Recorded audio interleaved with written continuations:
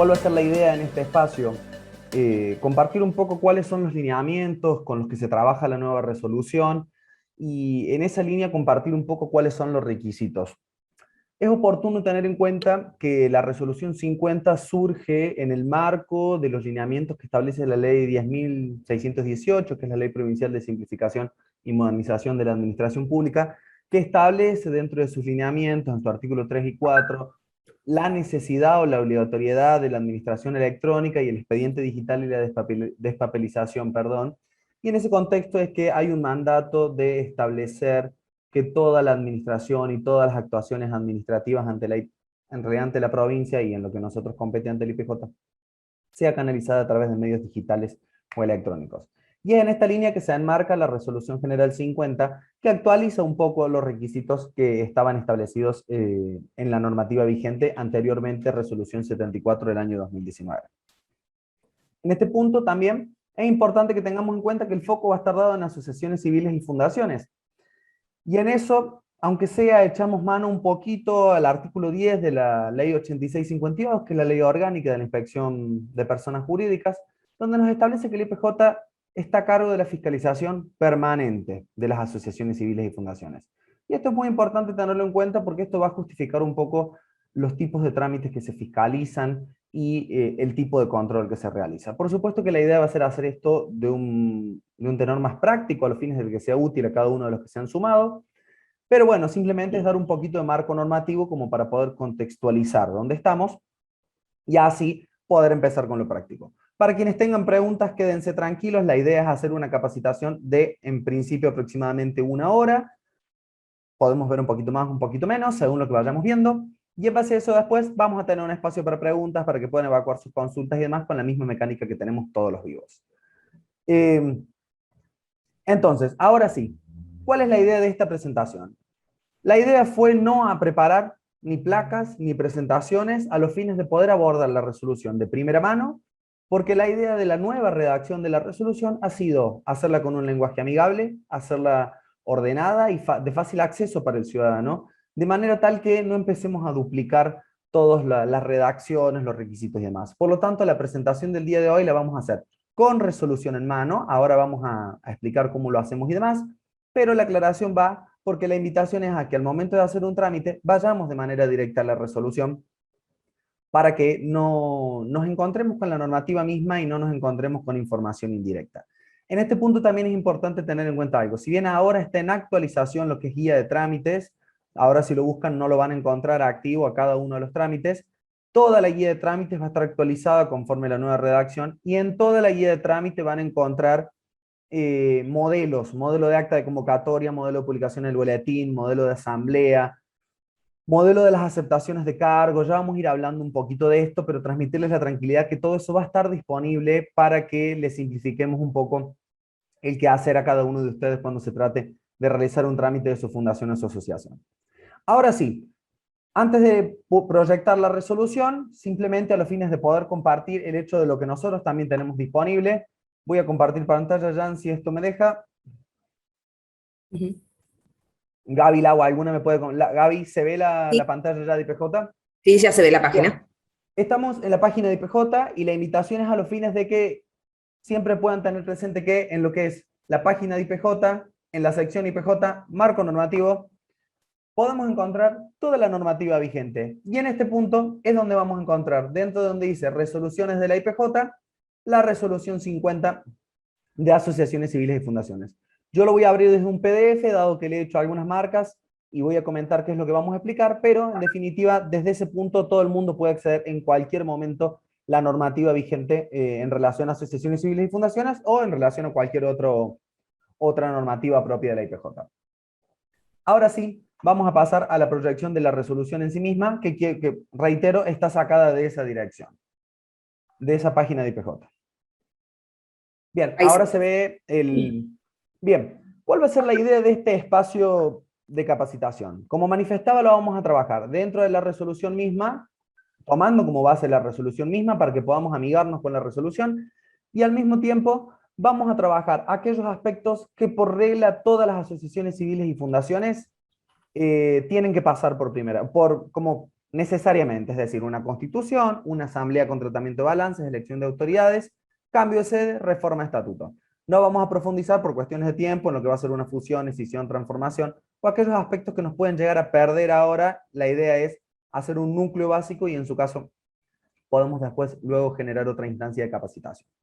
Entonces, cuando llegamos a la nueva resolución, vamos a encontrar, bueno, la parte general, por supuesto, y vamos a encontrar un anexo. En el anexo ya encontramos toda la organización que tiene la estructura de la resolución 50, donde vamos a encontrar un primer título que tiene disposiciones generales. Luego un segundo título que habla particularmente de disposiciones generales, aclaramos, es aplicable a todo tipo de entidad, asociaciones civiles y fundaciones, y a una generalidad de trámites. En tanto que el título 2 se va a enfocar específicamente en asociaciones civiles, el título 3 se va a enfocar específicamente en fundaciones, y hasta ahí es a donde vamos a llegar a analizar hoy. En el próximo encuentro vamos a abordar los aspectos específicos de la comisión normalizadora, tanto de asociaciones civiles como fundaciones, que por una cuestión de tiempo y practicidad lo vamos a dividir para que sea útil para todo el mundo. Entonces, ahora vamos a abordar un poco la parte general. Yendo a la parte general, vamos a hacer algunos comentarios que pueden ser útiles para cualquier persona que tramita ante la IPJ. En primer lugar, como manifestaba, que toda la tramitación, como lo prevé el artículo 1, será en formato digital. Ya no me di cuenta de esto, si podemos compartir en el chat el link de marco normativo para que la gente, si alguien quiere ir buscando la resolución, también lo pueda ir teniendo a mano, la pueda dejar descargada en su computadora y demás. Entonces, toda la tramitación va a ser digital. Como vamos a trabajar con documentación y tramitación digital, es importante que hagamos una aclaración, y estamos en artículo 3 de la resolución ya. Es importante que hagamos una aclaración respecto de cómo subimos los documentos o cómo se espera que hagamos en la práctica estos documentos. Ya vamos a entrar después en cómo es una constitución, cómo es una asamblea y demás. Simplemente un par de comentarios respecto de la confección de la documentación y demás. Como nos dice el artículo 3, todo lo que sea actas, estatutos, declaraciones, todo lo que nos requiera a futuro o adelante, todo lo que vamos a ir conversando, se puede acompañar en dos formas a la IPJ. Uno dice en versión digitalizada u otro en formato digital. Cuando hablamos de en versión digitalizada, hablamos de que este instrumento, imaginemos que vamos a hacer una declaración jurada sobre inhabilidades, un acta constitutiva, la razón que fuera, el documento que fuera, lo que hacemos es, confecciono el documento, lo imprimo, lo firmo de puño y letra, en su caso certifico, si el documento tiene que estar certificado, lo digitalizo, si el documento termina ahí, fin del tema, lo subo al trámite, si el documento tiene que ir a un libro digital, ya vamos a conversar eso, pero en definitiva, lo que quiero marcar, o al punto que quiero llegar, es que lo que tenemos que hacer es imprimir el documento, firmarlo y escanearlo. La otra alternativa que nos queda es insertarle firma digital.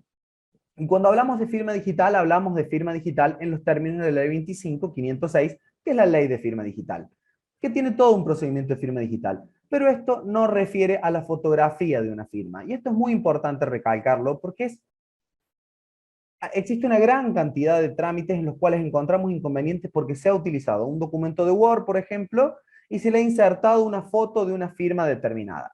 Lo cual eso no es ni un documento suscripto, ni es un documento con firma digital. Por eso es importante tener en cuenta que a la hora de confeccionar un trámite, el documento tiene que ser impreso, firmado, digitalizado. Esto es una primera aclaración porque es uno de los errores más comunes que tenemos al momento de fiscalizar un trámite, dado que ese documento con una fotografía de una firma no está firmado. Simplemente quien lo ha confeccionado agarró un Word, le puso una foto de una firma y en definitiva quien lo suscribió no sabemos si lo suscribió o no.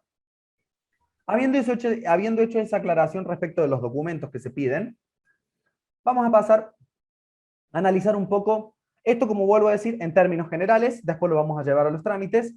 El artículo 7 nos habla de las autoridades certificantes. El artículo nos aclara, siempre que la resolución nos pida que haya firma certificada, podrán certificar estas autoridades. Y nos dice, forma notarial, forma bancaria, juzgado de paz o autoridad policial. Salvo que la resolución nos diga, por ejemplo, firma certificada por profesional notarial, que en tal caso es solo profesional notarial. Quiere decir que en todo el texto de la resolución, cuando nos diga con firmas debidamente certificadas, tendremos que acudir a este artículo 7 que nos dice, bueno, lo podrá certificar un escribano, la policía, el banco Un juzgado de paz o autoridad judicial. Y acá va una segunda aclaración. Siempre que tengamos certificación de firmas, la autoridad certificante nos debe dar fe de la identidad del que firma. ¿Qué quiere decir esto? Que si de repente la autoridad va a certificar que la firma la realiza Gabriela Piatti, nos tendrá que decir, certifico que la firma fue puesta por Gabriela Piatti, nombre y apellido, como dice la resolución en el artículo 7, documento de identidad tanto, y en definitiva dirá que fue puesta ante mí en mi presencia más. Esto es muy importante porque la autoridad certificante da fe de que la firma es auténtica y de la identidad del firmante. Por lo tanto, hay que hacer una alerta de atención para quienes utilicen ciertas formas de certificación en las que la autoridad certificante solo pone la firma fue puesta ante mí. Eso no es suficiente porque nos dice fue puesta ante mí, pero no nos dice por quién. Por lo tanto, ahí hay un punto a tener en cuenta o a verificar cuando hagamos una certificación de firmas para cualquier tipo de documentos.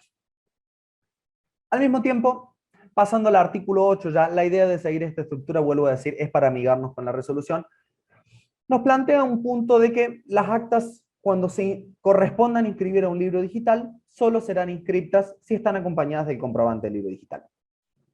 Y acá es importante hacer un paréntesis o un poquito alguna aclaración respecto de los libros digitales. Los libros digitales son obligatorios desde el 3 de junio de 2019, por lo tanto, toda entidad civil, asociación civil o fundación, desde el 3 de junio de 2019, no debe estar utilizando libros papel, los debe haber dejado de utilizar y solo debe utilizar como formato válido los libros digitales. La pregunta a los fines de los libros digitales es ¿cómo los utilizo? Bien, a los fines de utilizar los libros digitales tenemos que tener en cuenta el siguiente procedimiento. ¿Se acuerdan que manifestamos que hacíamos el acta, la imprimíamos, la firmábamos? Y si la tengo que subir al libro digital, la subo al libro digital. ¿A dónde la subo al libro digital? Entro al portal de IPJ, voy a libros digitales, desde el usuario que lo tiene autorizado, el presidente, y hago la carga de ese documento digital. Entonces, yo subo esa acta al libro digital, que es el equivalente a que si cuando teníamos libro papel, yo la pasara a mano. Así como cuando yo pasaba a mano el acta en el libro papel, ahora la subo al libro digital.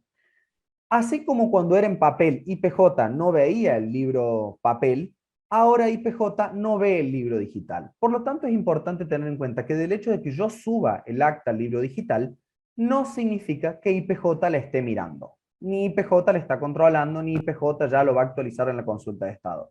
Porque yo podría subir un montón de actos a nuestras actas, a nuestros libros de la entidad, que no estén sujetos a fiscalización del IPJ.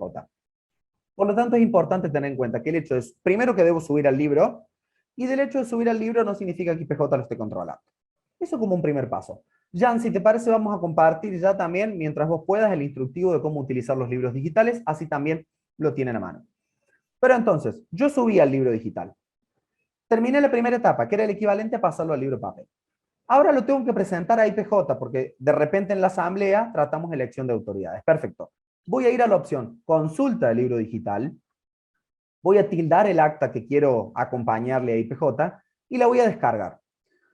Cuando yo descargue esa acta, el acta va a aparecer que no trae nada, porque es una hoja que dice comprobante de documentación digital. Eso no es un error, no es una falla del sistema. En el instructivo que va a mandar Jan lo vamos a poder ver, pero en definitiva... Lo compartió. Ahí lo compartió, perfecto. Como estoy compartiendo pantalla no me deja ver. En ese comprobante de una sola hoja, que viene con firma digital de la IPJ, a mano izquierda vamos a poder encontrar un clipcito en el cual vamos a encontrar adjunta el acta que nosotros hemos descargado. Este punto es importante porque el documento, así como lo descargo del sistema, lo tengo que subir al trámite de IPJ. ¿Por qué? Porque eso nos garantiza que es un documento descargado del portal de trámites de IPJ con la firma digital de la IPJ. La aclaración va a qué fines. No hay que imprimirlo, no hay que imprimirlo y firmarlo y escanearlo, no hay que combinarlo con el acta. En más de una ocasión lo que estamos manifestando es lo que por ahí se visualiza en los trámites, donde el ciudadano combina este comprobante con el acta porque cree que no se está visualizando, lo imprime y lo firma, lo imprime y lo escanea. Todo eso hace que nosotros no podamos leer este documento digital que viene con una firma digital de la IPJ. Por lo tanto, así como lo descargo de la consulta de libros digitales, cuando el trámite me pida acta de asamblea, ahí voy a subir el comprobante del libro digital, que previo va a tener todos los requisitos que a continuación vamos a abordar. Punto a tener en cuenta. Para todas aquellas entidades que tengan personería desde antes de que la IPJ otorgue la quit, deben informar la CUIT. ¿Por qué? Porque la CUIT es la clave para poder dar de alta los libros. Por lo tanto, aquellas entidades que no tengan declarado CUIT ante IPJ no pueden tener dado de alta los libros porque en definitiva los libros toman como base la CUIT de la entidad. Por lo tanto, aquellas que no lo tengan hecho, que vuelvo a decir, son aquellas que se constituyeron antes, me parece que es desde 2019, que desde 2019 la IPJ ya da la CUIT, o que ya tengan libros digitales, o que ya lo hayan declarado, que en tal caso ya lo tenemos. Las demás tienen que presentar constancia de CUIT por formulario multinota, o por multinota y trámite, que es mesa virtual, la constancia de AFIP, de inscripción en AFIP, para que nosotros procedamos a la carga en el sistema y que puedan dar de alta los libros digitales. Vamos a avanzar con lo que es requisitos generales. Salteamos, pasamos al artículo 17, que reitera un poco esto que manifestábamos recientemente de que es obligatoria la utilización de libros digitales desde el 3 de junio de 2019. ¿Qué libros vamos a tener que tener? Perdón, vamos a hablar del contenido antes, así no salteo artículos. Cuando hablamos del contenido es que voy subiendo los libros. A los libros voy subiendo lo mismo que yo hubiese pasado al libro papel. Es decir, en el libro papel yo hubiese pasado el balance, en el libro digital de balances subo el balance. En el libro papel yo hubiese pasado el acta de comisión directiva, en el libro digital de reuniones de comisión directiva subo el acta de comisión directiva. En definitiva, la mecánica es la misma, simplemente que ahora lo podemos hacer en un Word, lo imprimimos, lo digitalizamos y lo subimos a los libros. ¿Qué libros vamos a tener como obligatorios? Artículo 23, nos lo dice la misma resolución. Asociaciones civiles tienen actas de asambleas, actas de comisión directiva, actas de comisión revisora de cuentas, registro de personas asociadas, inventarios y balances y diario. Estos son los libros que como mínimo tiene que tener obligatoriamente una entidad, porque son los libros obligatorios que establece el Código Civil y Comercial.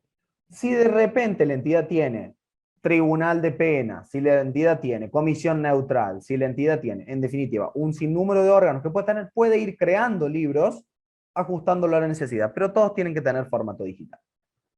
Esto hablando de una asociación civil. Cuando hablamos de una fundación, los libros cambian, en virtud de que los órganos son distintos, y vamos a tener libro de actas de reunión del Consejo de Administración, libro de inventarios y balances, libro diario, libro de actas de comisión revisora de cuentas, que en este caso, si lo tuviera, porque la fundación no lo tiene previsto como órgano obligatorio, ya lo vamos a hablar cuando lleguemos a asociaciones civiles, si existiera este órgano, libro de actas de comisión revisora de cuentas. Acá no encontramos libro de registro de personas asociadas, acá no encontramos comisión directiva o asamblea, porque está todo unificado en el Consejo de Administración, lo que denota la diferencia de la estructura que tiene la asociación civil respecto a la fundación. Habiendo hablado un poco lo de los libros, vamos a saltear la normativa que es propia de denominación social, objeto y estas cuestiones que no ha sufrido grandes cambios respecto de la resolución 7419, y la idea es también abordar un poquito un marco ilustrativo y también hablar de los cambios que incorpora la nueva reglamentación. Vamos a pasar directamente al artículo 42,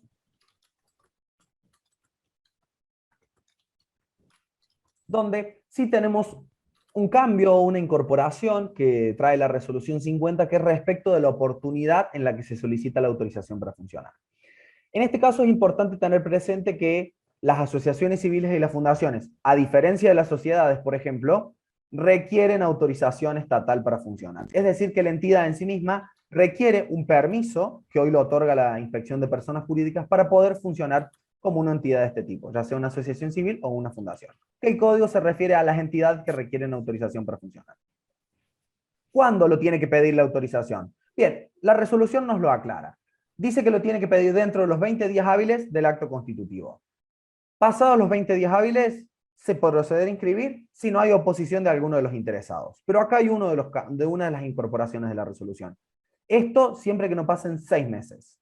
Pasados los 6 meses, que lo plantea el segundo párrafo, si la entidad no ha presentado nunca el acta constitutiva, deberá acompañar un acta ratificativa. Ya vamos a hablar de actas ratificativas, pero en definitiva deberá ratificar, es decir, todas las personas que participaron en el acto constitutivo, deberá ratificar la voluntad de participar en esa constitución, que por alguna razón, pasados 6 meses desde la firma de aquel instrumento, no ha sido presentado ante el IPJ.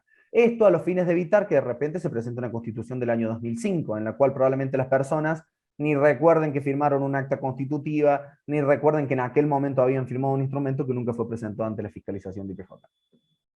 Por lo tanto, acá hay una de las novedades, uno de los puntos que va a haber que tener en cuenta respecto de las constituciones. Debe ser presentada dentro de los 20 días hábiles, pasados los 20 días hábiles, solo se inscribe si no media oposición, y en definitiva, si pasamos más de 6 meses de que firmamos el instrumento constitutivo, deberemos incorporar un acta ratificativa a los fines de que todos los que intervinieron en el primer acto constitutivo ratifiquen su voluntad de participar en la constitución de una asociación civil o de una fundación.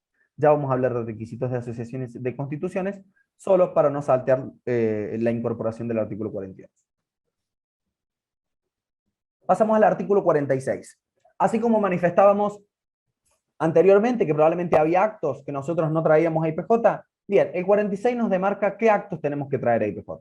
Imaginemos que la asociación quiere declarar miembro honorario a una persona, o asociado honorario, asociado vitalicio, en definitiva, alguno de los actos que no se fiscalizan, eso va a ser subido al libro digital, pero no va a ser acompañado a la IPJ como trámite.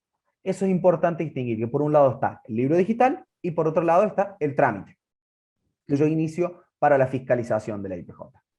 ¿Qué actos tenemos que va a fiscalizar la IPJ? Lo prevé el artículo 46. Constituciones, reconducción y prórroga, cambio de sede, cambio de órgano de administración y fiscalización, como un cambio de domicilio social, que también llamado cambio de jurisdicción, perdón, cambio de nominación, elección de autoridades o designación de autoridades, sucursales o representaciones, actos de disposición. Bien, ahí el artículo 46 nos enuncia un poco a los fines que sepamos si ese acto que nosotros hicimos lo tenemos que llevar a IPJ para que lo controle o no. Y en definitiva tenemos que tener en cuenta lo siguiente, y está relacionado con el artículo 47. Es el tracto. Todo lo que tiene vocación registral tiene que tener un tracto, es decir, tiene que seguir un orden lógico y cronológico de actos. Es decir, que si yo tengo unas autoridades inscriptas que fueron electas en 2006, de repente la presidenta era Gabriela, no puedo venir a traer una asamblea de 2020 donde quien la convoca es Laura. Porque en definitiva, ahí hay algo del tracto que nos está faltando. Están faltando asambleas que en algún momento Gabriela convocó asamblea, le eligieron a Laura, o eligieron a Jan, Jan convocó asamblea y le eligieron a Laura, y en definitiva, todo ese orden tiene que ser presentado. Por eso la reglamentación establece que tenemos 15 días hábiles desde la celebración de la asamblea para presentar la documentación ante IPJ. Esto garantiza que nosotros no tengamos saltos en el tracto, es decir, hago la asamblea, la tengo que presentar. De lo contrario, nos va a traer dificultades a la hora de fiscalizar el tracto sucesivo, que significa que no podemos de repente traer la fiscalización de una elección de autoridades, por ejemplo, de 2020, y esto es lo que ocurre muchas veces en la práctica. Yo necesito tener a Laura inscrita como presidenta, y quiero inscribir la asamblea de 2020. Pero resulta ser que hicimos una reforma del estatuto en 2018, que todavía no hemos traído. La IPJ no toma conocimiento de esa reforma estatuto hasta que no la traen. Por lo tanto, ¿qué debería hacer Laura? Primero, lograr la inscripción de la Asamblea 2018 con la reforma estatuto, para luego lograr la inscripción de esa Asamblea 2020 donde la elijan como presidenta. De lo contrario, una vez inscripta esa Asamblea 2020, por tracto no podremos inscribir nada de fecha anterior a esa Asamblea de 2020, que es el ejemplo que estamos tomando. Por lo tanto, es importante, teniendo en mano los libros y toda la documentación, ir realizando la presentación en orden sucesivo y cronológico a como ha ido sucediendo en la realidad de los hechos. Bien, actas ratificativas y rectificativas. La reglamentación incluye en el artículo 48, y después lo va a replicar en otros puntos, incluye algunas referencias a qué hacemos o cómo trabajamos o cómo manejamos el hecho de tener un acta ratificativa o rectificativa. Aclaro un poco los conceptos. Ratificar es confirmar un contenido. Rectificar es corregir un contenido, o una imprecisión o una omisión. Por lo tanto, ¿cuándo ratifico y cuándo rectifico? Ratifico cuando voy a confirmar una misma decisión que está viciada de alguna forma, pero sin ningún cambio. Hicimos una asamblea en la que la convocatoria en el boletín oficial fue incompleta, pero todo lo decidido está bien decidido, convoco una nueva asamblea que ratifique lo decidido en esa asamblea anterior mal convocada. Celebro una asamblea en la que convoco mal un nombre, consigno mal un cargo, en definitiva necesito rectificar. En ese marco entonces hago una asamblea rectificativa. ¿Cuál es el punto a tener en cuenta? Siempre que yo ratifico o rectifico una asamblea, tengo dos alternativas. O acompaño esa asamblea que ratifico o rectifico con el comprobante del libro digital, o bien transcribo dentro del contenido del acta ratificativa rectificativa el contenido de la asamblea que yo estoy ratificando o rectificando. ¿Esto para qué? Para que se pueda controlar qué es lo que se ratifica o qué es lo que se rectifica. Por eso la reglamentación en el artículo 48 nos establece que si se ratifica o rectifica un acta, se debe acompañar el acta objeto de ratificación, y al mismo tiempo dice, no es aplicable este requisito si el contenido íntegro y textual, y estoy en este pedazo del párrafo, íntegro y textual del acto ratificado o rectificado surge de la redacción del acta ratificativa rectificativa. ¿Qué significa esto? ¿Significa que si yo refiero lo que se trató en aquella acta no lo tengo que traer? No, significa que tengo que transcribir el acta completa tal cual estuvo ratificada. Estuvo redactada, es decir, desde donde arranca, decir, en la ciudad de Córdoba, a los 5 días del mes de febrero de 2018, hasta el cierre donde dice, no habiendo más asuntos que tratar, se cierra la presente asamblea. Todo el mundo que vaya quedando con dudas las puede ir anotando y después vamos a tener un espacio para poder ir evacuando si en alguna cuestión no ha sido clara o si surgen dudas complementarias. Entonces, habiendo hablado de los actos que se fiscalizan en las asambleas ratificativas, pasamos al artículo 50. Y esto es, todo documento que venga de otra jurisdicción debe venir legalizado. Es decir, si viene en idioma extranjero, debe venir traducido y apostillado con apostilla de la Haya. Si viene certificado por autoridad de otra jurisdicción, escribanos, debe venir con la correspondiente legalización del Colegio de Escribanos o la autoridad que realice la legalización en la jurisdicción de origen, es decir, en otra provincia que no sea la provincia de Córdoba. Lo establece el artículo 50, simplemente como para tenerlo en cuenta en el resto de los trámites. Bien, esos serían requisitos generales, requisitos que aplican a todos los trámites, tanto de civiles como fundaciones. Y ahora vamos a hablar un poco, vamos a entrar en lo que es título 2, que es el título de asociaciones civiles.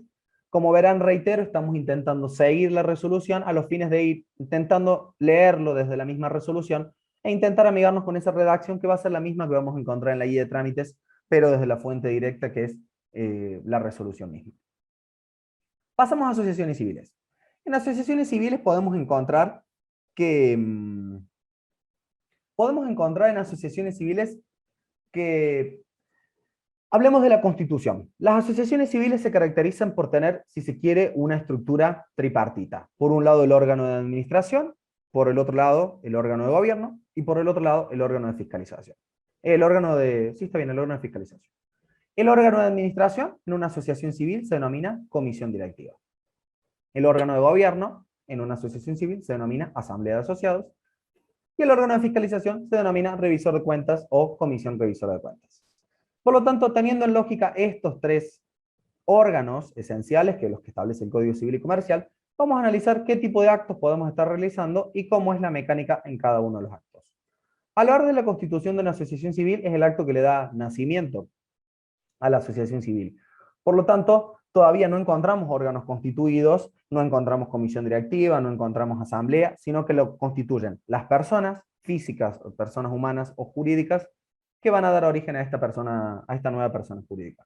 Por lo tanto, al hablar de la Constitución, nos encontramos con que no va a haber una asamblea, no va a haber una convocatoria, sino que simplemente nos vamos a encontrar con todas las personas constituyentes de esta persona jurídica que va a ser una asociación civil. ¿Qué deberíamos acompañar en el marco de una Constitución? Lo que nos establece el artículo 51. Acta constitutiva con firma certificada de todos los constituyentes y autoridades electas, porque también son constituyentes. No podemos dejar de tener en vista el artículo 171 del Código Civil y Comercial, que dice, las autoridades o miembros de la comisión directiva en una asociación civil deben ser asociados. Por lo tanto, en la Constitución, si vamos a elegir a Laura como presidenta, Laura tiene que ser socia constituyente, de lo contrario no podría ser presidenta. Por lo tanto, ¿quiénes firman? Constituyentes integrantes de los órganos que se designen. Firmas debidamente certificadas. Acá volvemos a lo que habíamos hablado anteriormente. ¿Quién puede certificar? Escribano, juez de paz, policía o banco. ¿Por qué no aclara? ¿Qué debe tener el acta constitutiva? No tiene muchos cambios respecto a en cierta manera se replican los requisitos del Código Civil y Comercial. Lugar y fecha, datos personales, nombre de la entidad. Acá tengamos en cuenta que previamente debimos haber hecho una reserva de denominación. En definitiva, la denominación va a tener, si hemos hecho la reserva, el sistema nos lo va a exigir, el aditamento asociación civil antepuesto o pospuesto. Es decir, lo podemos llamar IPJ asociación civil o asociación civil IPJ. Cualquiera sea el caso, fijar una sede social, esto lo hemos conversado en distintos vivos, donde manifestamos que tiene que ser precisa y determinada, y cuando hablamos de precisa y determinada, que nos permita la identificación exacta de la sede, es decir, no podemos poner, imagínense para los que son de Córdoba, siempre usamos el mismo ejemplo, Boulevard San Juan, esquina, Avenida Vélez Sarsfield. En definitiva, si usamos una esquina, podría parecer preciso y indeterminado, pero quien quiera notificar algo a la entidad, nos vamos a encontrar que es la esquina del Patio Olmos, que tiene un sinnúmero de departamentos, un sinnúmero de edificios que harían que sea impreciso. Por lo tanto, la utilización de las esquinas es poco conveniente, dado que no nos permite identificar con precisión cuál será la sede con exactitud. Fijación de sede, contribuciones, elección de los integrantes del órgano de administración y fiscalización, aceptación de cargos, que lo podemos acompañar en la misma acta, y ya está subida o va a estar subida en la guía de trámites el acta modelo, que ya incluye la aceptación de cargos. Tanto es aceptación de cargo, declaración de inhabilidades e incompatibilidades para ejercer el cargo y declaración sobre la condición de persona expuesta políticamente, todo con firma debidamente certificada, y la aprobación del estatuto, porque el acta constitutiva y el estatuto forman parte de un acto único. En el acto constitutivo resolvemos constituir una asociación civil, en el ejemplo, y aprobar este estatuto. Por lo tanto, este estatuto, que es el que se dé a la entidad, que van a ser las reglas con las que la entidad se va a regir en el día a día. ¿Hay alguien, Jan, que nos está rayando la hoja? ¿Puede ser?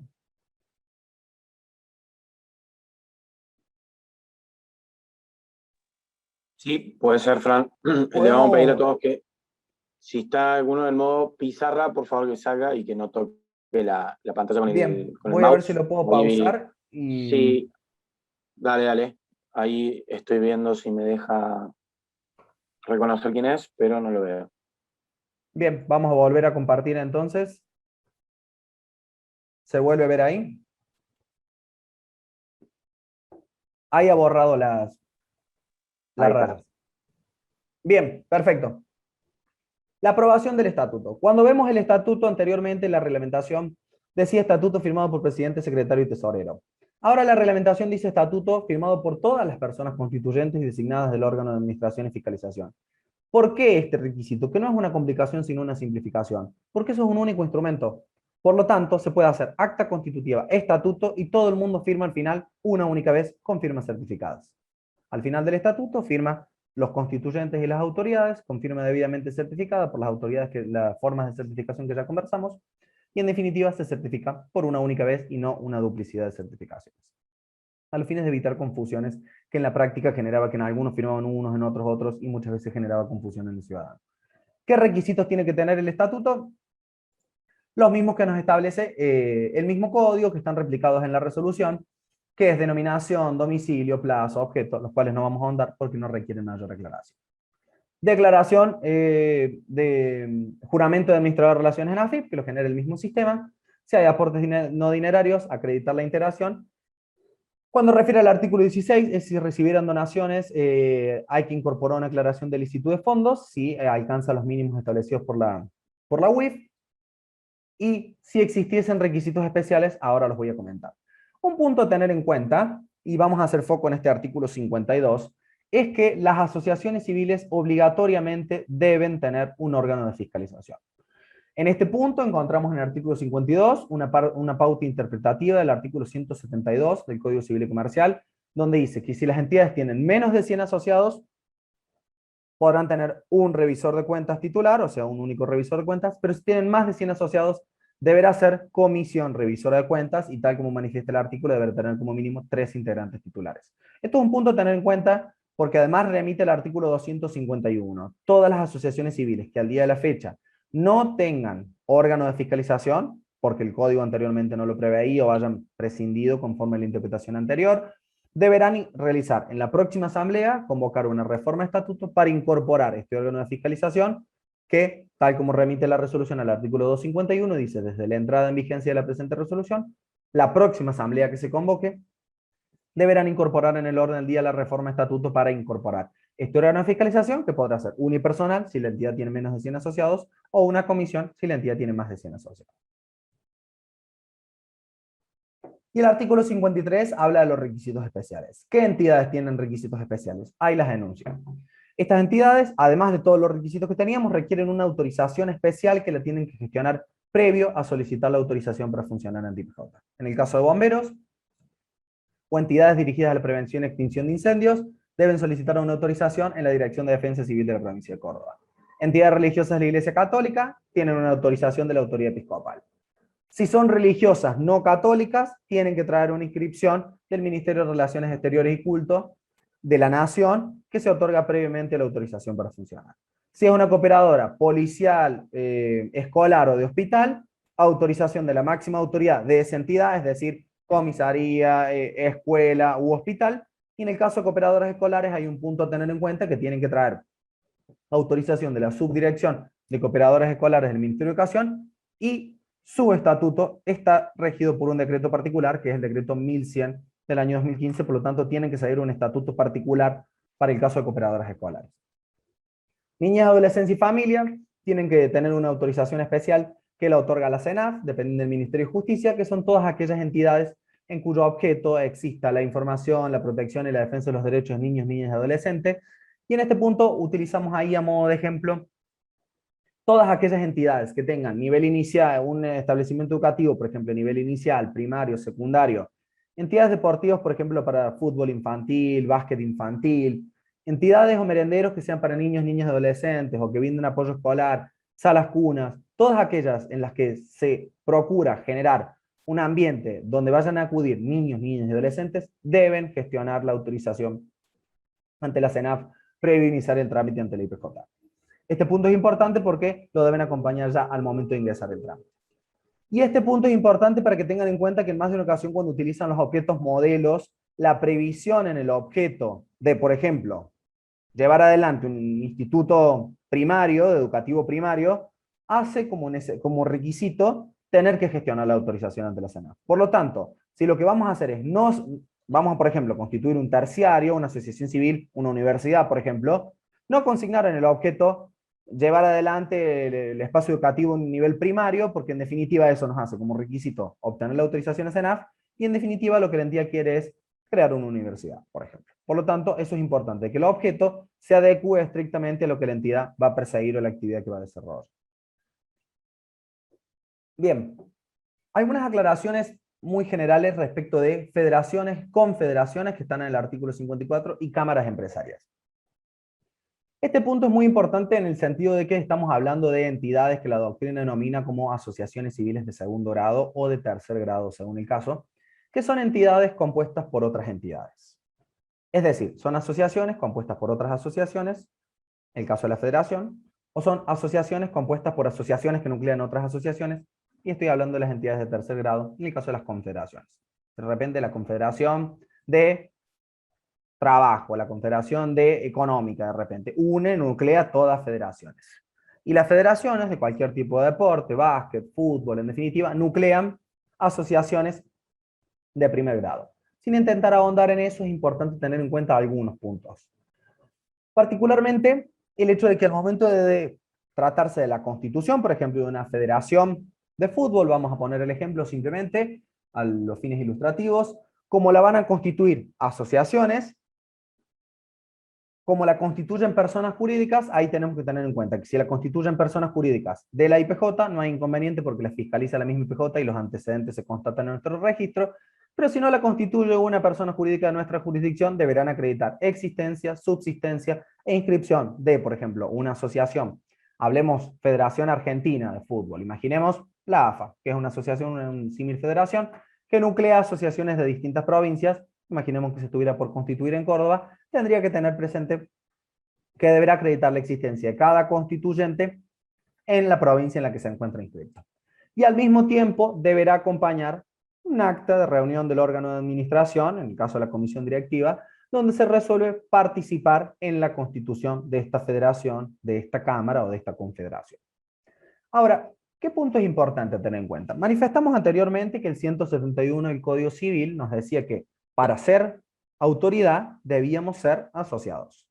Por lo tanto, acá hay que tener especial cautela respecto a la designación de autoridades al momento de realizar la designación de autoridades en una cámara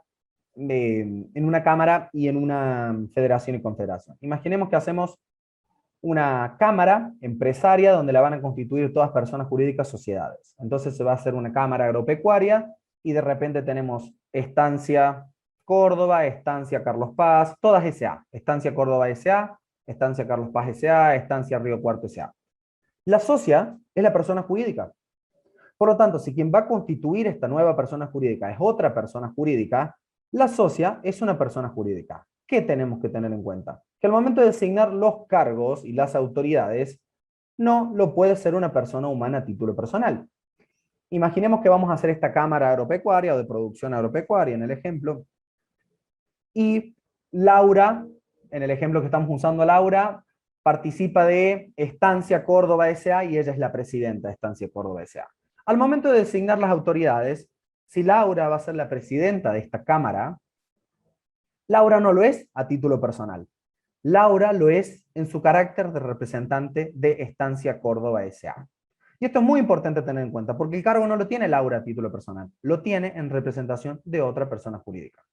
Por lo tanto, si Laura no es constituyente, Laura no es socia, Laura no puede ser presidenta. Y esto es un error muy común en las entidades de segundo y tercer grado, donde participa una persona jurídica y se designa como autoridad una persona humana. Es generalmente foco de errores al momento de confeccionar este tipo de trámites, por lo tanto es válido tener esa pequeña atención al momento de tratar con una entidad de segundo o tercer grado. Habiendo aclarado eso, hacemos un breve comentario respecto a centros vecinales, que suelen generar muchas dudas. Los centros vecinales, en el artículo 56, para quien esté siguiendo con resolución en mano, o para quienes sigan la pantalla, el artículo 56 detalla que es la ley, remite al marco normativo aplicable, que es la ley 9420. La ley 9420 establece que los centros vecinales y el otorgamiento, digamos, la fiscalización y el control las ejerce ¿quién? Municipalidad o comuna del centro vecinal donde se trata. Por lo tanto, si soy de una localidad del interior, Carlos Paz, de repente Córdoba misma, ¿a dónde debo ir? Debo ir a la autoridad competente de centros vecinales. Tramito el control y la fiscalización dentro de la autoridad competente para centros vecinales, y luego de eso, la misma ley 9420 dice, luego de reconocidas y obtener la inscripción en AFIP, pasan por la IPJ al otorgamiento, a los fines del otorgamiento de la personería jurídica. Esto significa que no pasan para su fiscalización por IPJ. La fiscalización la ejerce la autoridad competente de la comuna o del municipio y luego tienen otorgamiento de personería. Salvo, esa es la regla. Por lo tanto, quiero hacer un centro vecinal, voy a mi municipio comuna. ¿Hay ciertas excepciones? Sí. Hay excepciones para los casos de aquellas localidades en las que hayan delegado el ejercicio de esa función porque no lo va a ejercer la comuna o el municipio o porque deniegan esa autorización. ¿Qué ahí dice? Si deniega el reconocimiento, el segundo párrafo, hay que solicitarlo y luego se puede concurrir ante el IPJ, que son casos de excepción, pero si tenemos dos supuestos o dos ciudades que hoy en día no están ejerciendo el control y la fiscalización, que son las ciudades de Río Cuarto y de San Francisco, que en esos casos el control y la fiscalización lo ejerce completamente la IPJ. Por lo tanto, si vamos a hacer un centro vecinal de Río Cuarto y de San Francisco, directamente hago una constitución ante la IPJ, no voy a la comuna o municipio, y si soy del resto de las localidades, debo ir a mi comuna o municipio para solicitar la autorización para funcionar. Habiendo hecho ese comentario de centros vecinales, ahí manifiesta que es lo que tenemos que acompañar. Veo que Susi levanta la mano. Susi, te invitamos a que nos vayas dejando las preguntas por escrito y cuando terminemos esto vamos a poder evacuarlas. Bien, ya tenemos la persona jurídica asociación civil constituida. Tenemos la constitución y la entidad va a empezar a funcionar.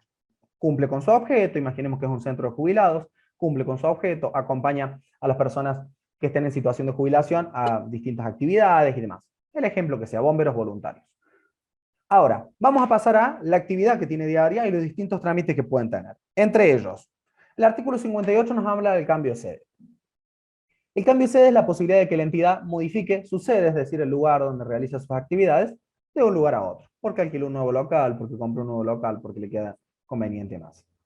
Este cambio de sede puede ser resuelto a través de reunión de comisión directiva, el código habla de reunión del órgano de administración, o podría ser resuelto a través de asamblea.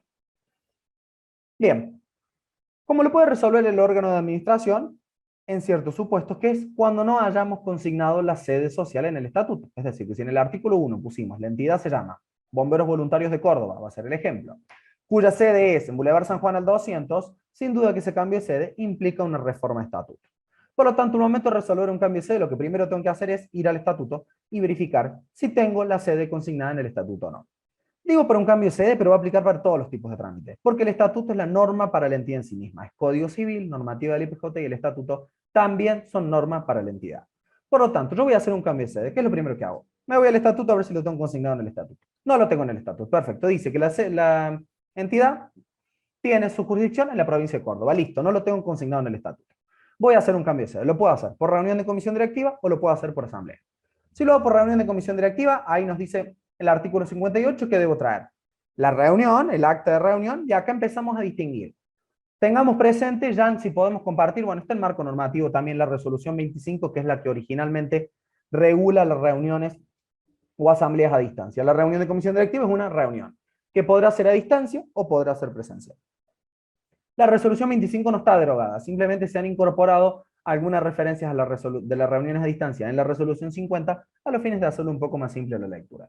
Y acá ya empezamos a partir de ciertos supuestos. Si lo hago a distancia o si lo hago presencial. Vamos a hacer una aclaración general.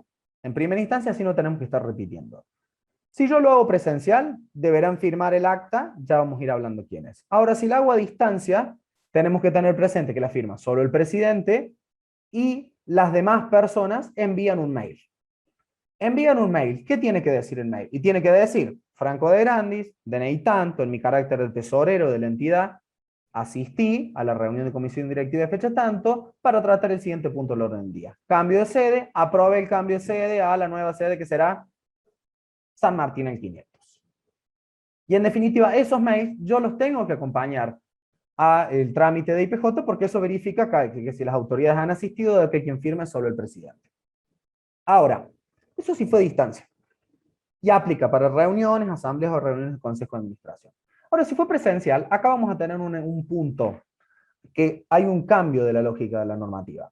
Y en definitiva, anteriormente nosotros lo hacíamos en el libro papel, hacíamos una transcripción y después firmaba presidente y secretario. Ahora, ¿cuál es el punto? Que acá ahora no hay más libro papel, o no lo debe haber. Por lo tanto, la entidad, las autoridades que asisten, deben firmar en el libro digital. ¿Cómo van a firmar en el libro digital? En esa acta que nosotros dijimos que íbamos a confeccionar, hacemos el Word y acá firman todos los asistentes. Con firma simple, pero todos los asistentes. Por lo tanto, no tenemos más ese desdoblamiento de que firman en el libro, pero en lo que mandamos IPJ es solo presidente y secretario. Y ahí, tal lo dice, acá encontramos en este punto, lo resalto ahí, firmada por todas las autoridades asistentes. Así que si en esa reunión de comisión directiva, que tiene que cumplir el quórum, que el quórum lo prevé el estatuto, asistió Bárbara, Gabriela, Laura, Jan, les hago firmar a todo el mundo en esa hojita, que es la que yo después voy a presentar a IPJ, porque además cuando contratemos el quórum, lo vamos a chequear teniendo en consideración las firmas que hacen en el acta. Bien. Voy a hacer el cambio de sede. Lo hago por reunión de comisión directiva, convocamos la reunión, resolvemos la nueva sede, y se ha eliminado el requisito de la publicación en el boletín oficial. Eso es punto para tener en cuenta. Ya no se exige la publicación en el boletín oficial anunciando el cambio de sede. ¿Qué acompañó? Es acta, como dijimos anteriormente, con las firmas de los asistentes, subida al libro digital, descargando el comprobante de la consulta del libro digital, donde debe constar la nueva sede. No hay mucho más. Por dónde ingresa, y ahora pueden advertir que en la resolución se han incluido por dónde voy a ingresar el trámite. En este caso dice ingresa a través de mesa virtual CIDI, es decir, lo que hoy en día es trámite multinota o e-trámite. Eso sí lo hago por reunión de comisión directiva. Ahora, ¿yo podría bien querer hacerlo por una reunión de asamblea? Sí, puedo. El artículo 59 nos dice, si lo hizo por asamblea, va a entrar por portal de trámites, que ya lo vamos a ver, y cumplo todos los requisitos de asamblea, que los vamos a explicar a continuación. Pero este en definitiva sería convocar, celebrar la asamblea, padrón, publicación del boletín oficial y demás, que puede ser un poco más complejo, pero en definitiva es una posibilidad. Y el 60 nos dice, si la tienen en el estatuto, ¿se acuerdan que en la primera instancia fuimos a ver si estaba en el estatuto o no? Si la tenemos en el estatuto, hay que hacer reforma de estatuto. ¿Qué requisitos tengo? La resolución nos dice, vaya al artículo 80, que ya lo vamos a llegar a ver. En definitiva, esas consideraciones respecto del cambio de sede. Vamos a pasar directamente, para quienes siguen la resolución, al artículo 69 que nos pasa a asambleas. Para llevar los actos cotidianos que una entidad inscrita en la jurisdicción de la provincia de Córdoba va a tener. Una posibilidad es que cambie la sede. Tenemos otras posibilidades. Sí, una vez al año tienen que celebrar asamblea. ¿Qué es la asamblea? Es ese acto en el cual la comisión directiva que habíamos designado en aquel acto constitutivo llama al órgano de gobierno, asamblea, todos los asociados, para poner a consideración distintos asuntos. Tratamiento de balances, elección de autoridades, reformar el estatuto, disolver la entidad o la razón que fuera. Por lo tanto, el artículo 69 nos va indicando qué tiene que tener cualquier acta de asamblea. Entonces ahí ya tenemos un pequeño instructivo de qué tenemos que poner. Clase de asamblea, ¿es ordinaria o es extraordinaria? Nombre de la entidad. ¿De qué entidad refieren? El nuestro era Bomberos Voluntarios de la Ciudad de Córdoba. Teníamos el ejemplo. Modalidad de asamblea. Si es presencial, ¿dónde nos hemos reunido? Si es virtual, sala, ¿dónde nos hemos reunido? Google Meet, Zoom, Jitsi, la razón que fuera, y datos de acceso. Fecha, hora en que se inicia, porque podríamos iniciar en primera o en segunda convocatoria. Número de personas asistentes. ¿Para qué es importante? Para ver si daba el quórum. Entraron 10, entraron 20, en definitiva, la cantidad de personas que asistieron. ¿Quién ocupa la presidencia en ese caso? Transcribir el orden del día. ¿Qué hemos discutido en esta asamblea? Tratamos balance, designamos 2 asociados para que firmen el acta, reformamos el estatuto, cambiamos de sede y demás. Síntesis fiel del proceso de deliberación. Acá vamos poniendo todo lo que vamos discutiendo. Se abre a consideración el cambio de sede, Gabriela propone llevarla a San Martín al 200, Bárbara sostiene que le queda muy lejos. En definitiva, las razones por las cuales la síntesis de lo que se discutió y la votación. Votamos y dijimos, se aprueba por unanimidad de presentes, se aprueba 20 por la afirmativa, 10 por la negativa, 5 se abstuvieron. En definitiva, ¿qué ha ido pasando respecto a cada punto del orden del día y cómo fue resuelto? Esto es importante porque en ocasiones se consigna en el acta de asamblea, se pone a consideración el cambio de sede. Fin. ¿Pero y qué pasó? ¿Se aprobó o no se aprobó? Porque en definitiva, eso tiene que constar en la asamblea. Si pasa a cuarto intermedio, consignarlo, hora de cierre, y acá tenemos, si fue presencial, ¿quiénes firman? Presidente y secretario, y las 2 personas asociadas para firmarlo, y si es a distancia, solo el presidente. Eso es la estructura de una asamblea general. Ahora, tenemos algunas consideraciones según se trate el orden del día, y acá ya nos va adelantando algo. Si trata la elección de autoridades, datos personales de la elección de autoridades. Van a poder advertir que para la elección de autoridades se ha eliminado el requisito de la nómina de autoridades, dado que las autoridades electas deben surgir del cuerpo de la asamblea. Se simplifica todo en un único documento, se evita la duplicación de trámites y al mismo tiempo todo consta donde debe constar, que es en el acta de asamblea, que es la que tiene publicidad registral. Ya vamos a hablar de elección de autoridades, pero ya tenemos un punto, que si tratamos de elección de autoridades, ahí debemos haber consignado cuáles fueron las autoridades electas. Entonces, tenemos la estructura de una asamblea.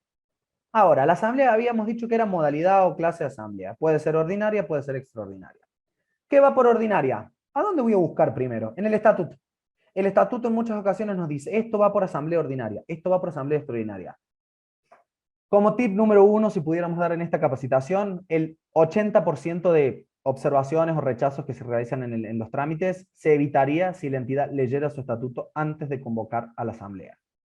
Porque muchas veces la entidad desconoce su estatuto o tiene prácticas contrarias al estatuto, que por supuesto generan una observación dado que no se cumplen los requisitos legales que debe respetar la entidad. Por lo tanto, voy a hacer una asamblea, voy a ver el estatuto. Si el estatuto no me lo dice, acá yo puedo encontrar que el 70 nos dice, ¿qué hago por ordinaria? Bueno, por ordinaria hago tratamiento de documentación contable, elección de autoridades y demás cuestiones que me diga el estatuto. Si no me lo dice, si el estatuto dice lo contrario, cuando la celebro, ahí lo dice, la celebro dentro de los 4 meses posteriores al cierre del ejercicio económico. ¿Dónde tengo el cierre del ejercicio económico? En el mismo estatuto. Y ahí dice la convocatoria si no lo previene, pero no vamos a entrar en eso. Y tenemos asamblea extraordinaria. La asamblea extraordinaria es todos los otros temas. O sea, si tengo duda, hago una extraordinaria. En una extraordinaria no puede fallar. La extraordinaria tiene todas las posibilidades. Reforma de estatuto, disolución, escisión, liquidación, o incluso tratamiento de estado contable, o incluso elección de autoridades, porque la asamblea extraordinaria tiene requisitos más exigentes. Por lo tanto, quien puede hacerlo por ordinaria, mucho más puede hacerlo por extraordinaria. Por lo tanto, ahí ya tenemos un punto. Convoco una ordinaria, convoco una extraordinaria. ¿Tengo duda? Voy al artículo 70 y 71, donde la resolución lo va explicando, y si tengo duda, voy a una extraordinaria. Acá reitera lo que habíamos hablado de asambleas ratificativas y rectificativas, que nos aclara si es una reunión de comisión directiva o asamblea, que ya lo hemos mencionado anteriormente.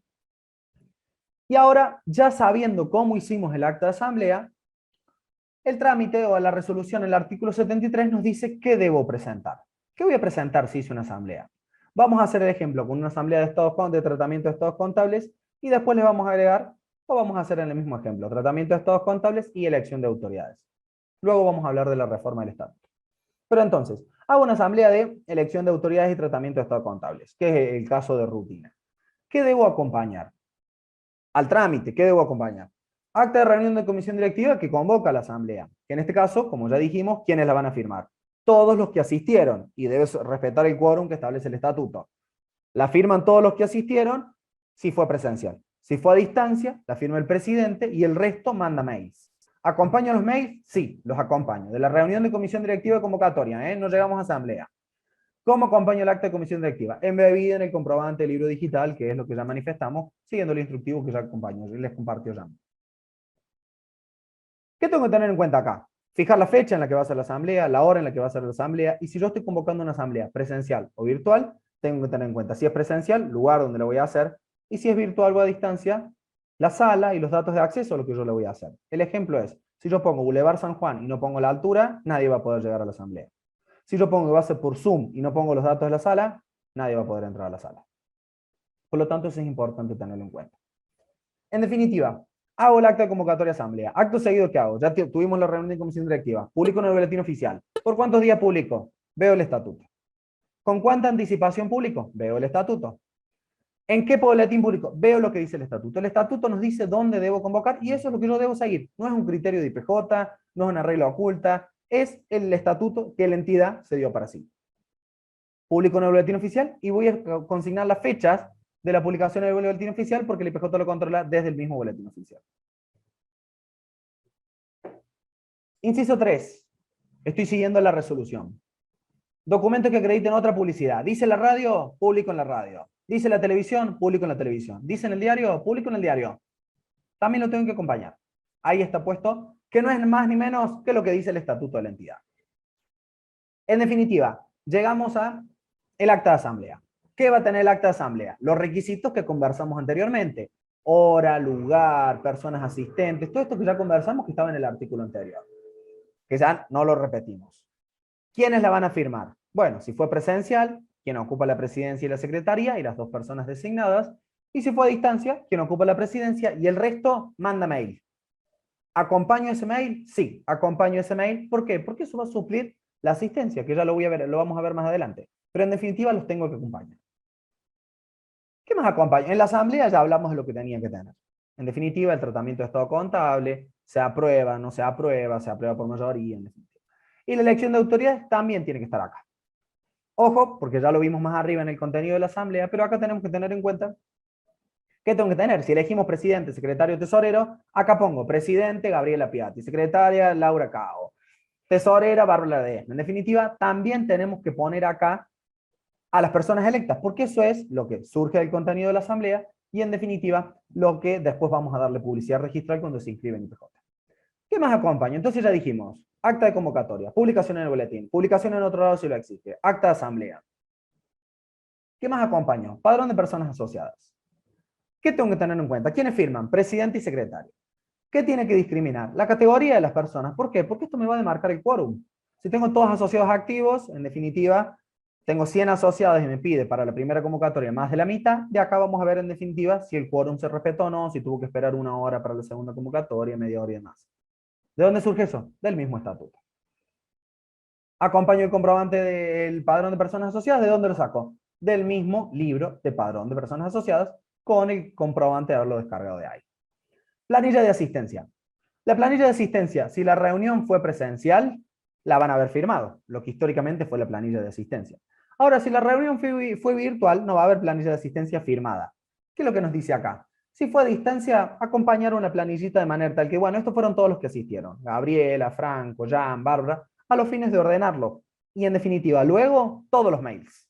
El mail de Gabriela, el mail de Franco, el mail de Bárbara. ¿Qué es lo que van a decir? Franco de Grandis, en mi carácter de asociado, asistí a la asamblea tal, voté por aprobar el balance, voté por elegir a Gabriela como presidenta y demás. ¿Qué más tengo que acompañar? Bueno, declaración de licitud de fondos en caso de que corresponda. Ahí tenemos una asamblea. Tratamiento de estados contables. ¿Tengo que acompañar los estados contables? No, no es un requisito obligatorio. La IPJ, con ciertos criterios de auditoría y control, pide ciertos balances, pero en definitiva, si no lo pide ahí o si no me intiman a acompañarlos, no estoy obligado a acompañarlos. Entonces, por lo pronto, hemos visto una asamblea de tratamiento de estado contables con la documentación que tengo que acompañar. Ahora, habíamos dicho en el ejemplo que además íbamos a hacer elección de autoridades en esta asamblea. Bien, hicimos la elección de autoridades, consignamos las autoridades electas, como nos decía anteriormente la resolución. No las pongo por separado, las pongo ahí. Aunque tengo que tener en cuenta que si además mi estatuto prevé distribución de cargos, de repente dice elija 8 titulares y después distribuye cargos en la primera reunión de comisión directiva, esa reunión de comisión directiva también la tengo que acompañar, porque en definitiva, si no, no vamos a tener la distribución de cargos. Como digo, como mencionaba anteriormente, todo conforme lo diga el estatuto. ¿Y qué tenemos que tener en cuenta? Tenemos que tener en cuenta que el artículo 74 establece para la elección de autoridades que todas las autoridades deberán acompañar. Cada autoridad electa, que puede ser en un único documento, documentos separados o en la estructura de nómina, como lo prefieran, tiene que acompañar de cada autoridad electa aceptación de cargos, declaración jurada de no estar comprendido en incompatibilidades e inhabilidades legales y reglamentarias y declaración sobre la condición de persona expuesta políticamente. Todo esto con firma certificada. ¿Quién puede certificar? Como hemos manifestado anteriormente, como no lo aclara, juez de paz, policía, banco o escribano. Esto es muy importante dado que nos ha generado muchos inconvenientes de personas que aceptaban cargos y supuestamente aceptaban y después cuestionaban no haber firmado. Y en virtud de estos conflictos se impone la necesidad de que se tenga que certificar como mínimo que Gabriela acepte el cargo de presidenta y no que alguien está haciendo la firma de Gabriela sin que Gabriela se entere que va a ser la nueva presidenta de estos bomberos voluntarios que era nuestro ejemplo de Córdoba. En definitiva, ¿puedo hacer un único documento en vez de hacer PEP por un lado y aceptación por el otro? Sí, puedo hacer un único documento. Va a estar subido en la guía de trámites el modelo donde dice Gabriela, acepto el cargo de presidenta para el que fui electa en relación a la entidad de bomberos voluntarios de Córdoba, declaro no estar comprendiendo incompatibilidades y declaro no ser persona expuesta políticamente. Eso se puede generar de cada persona electa y lo firma con firma certificada a los fines que no tengan que circular una nómina. Eso también, ya no sé si ya lo mandaron, pero si no, ya les vamos adelantando el modelito de acta de aceptación de cargos para que todo el mundo ya lo tenga disponible por si tienen que confeccionar un trámite. Dos aclaraciones más respecto de elección de autoridades. Atención respecto de las autoridades o de las entidades que tienen elección parcial o por mandatos diferenciados. ¿Cómo sé si tengo esto? Lo veo en el estatuto. Pero el estatuto nos dice a veces, un año elige presidente, secretario y tesorero, el otro año elige vicepresidente, prosecretario y protesorero. ¿Cómo lo voy a saber? Lo dice el mismo estatuto. Ahora, ¿qué pasa si se me vencieron todas las autoridades? Porque de repente nos dejamos estar, el año pasado hubo pandemia y no celebramos la elección de autoridades. Perfecto, ahí nos dice una solución. Elija todos, nos dice. Porque si no, nunca van a volver. Entonces, elija todos. Y aclare, a Bárbara este año le elegimos por 2 años. A Gabriela le elegimos solo por 1, excepcionalmente, a los fines de que el año que viene ya volvamos a un año la mitad, otro año la otra mitad, y así sucesivamente. ¿Qué es lo que dice el artículo, el artículo 75 de la resolución? Esto que estoy explicando. Si tiene mandatos diferenciados y se le vencieron todos, elíjalos a todos y distinga. Distinga mandatos, para uno 1 año, para otro 2 años, o así sucesivamente. ¿Cómo sé a quién voy a dividir? Lo hago según lo que diga el estatuto. El estatuto en más de una ocasión dice, presidente, secretario y tesorero se eligen los años pares. Prosecretario, protesorero y vicepresidente los años impares. Perfecto, me lo dice el estatuto. Si no lo dice así, en ocasiones el estatuto dice se sorteará. La mitad va este año y la mitad va el otro año. ¿Qué procedimiento sigo? El que diga el estatuto. El artículo 76 nos habla respecto de los balances, que yo lo había mencionado, y vamos a saltar directamente a reforma de estatuto, como para ir cerrando lo que es asociaciones civiles.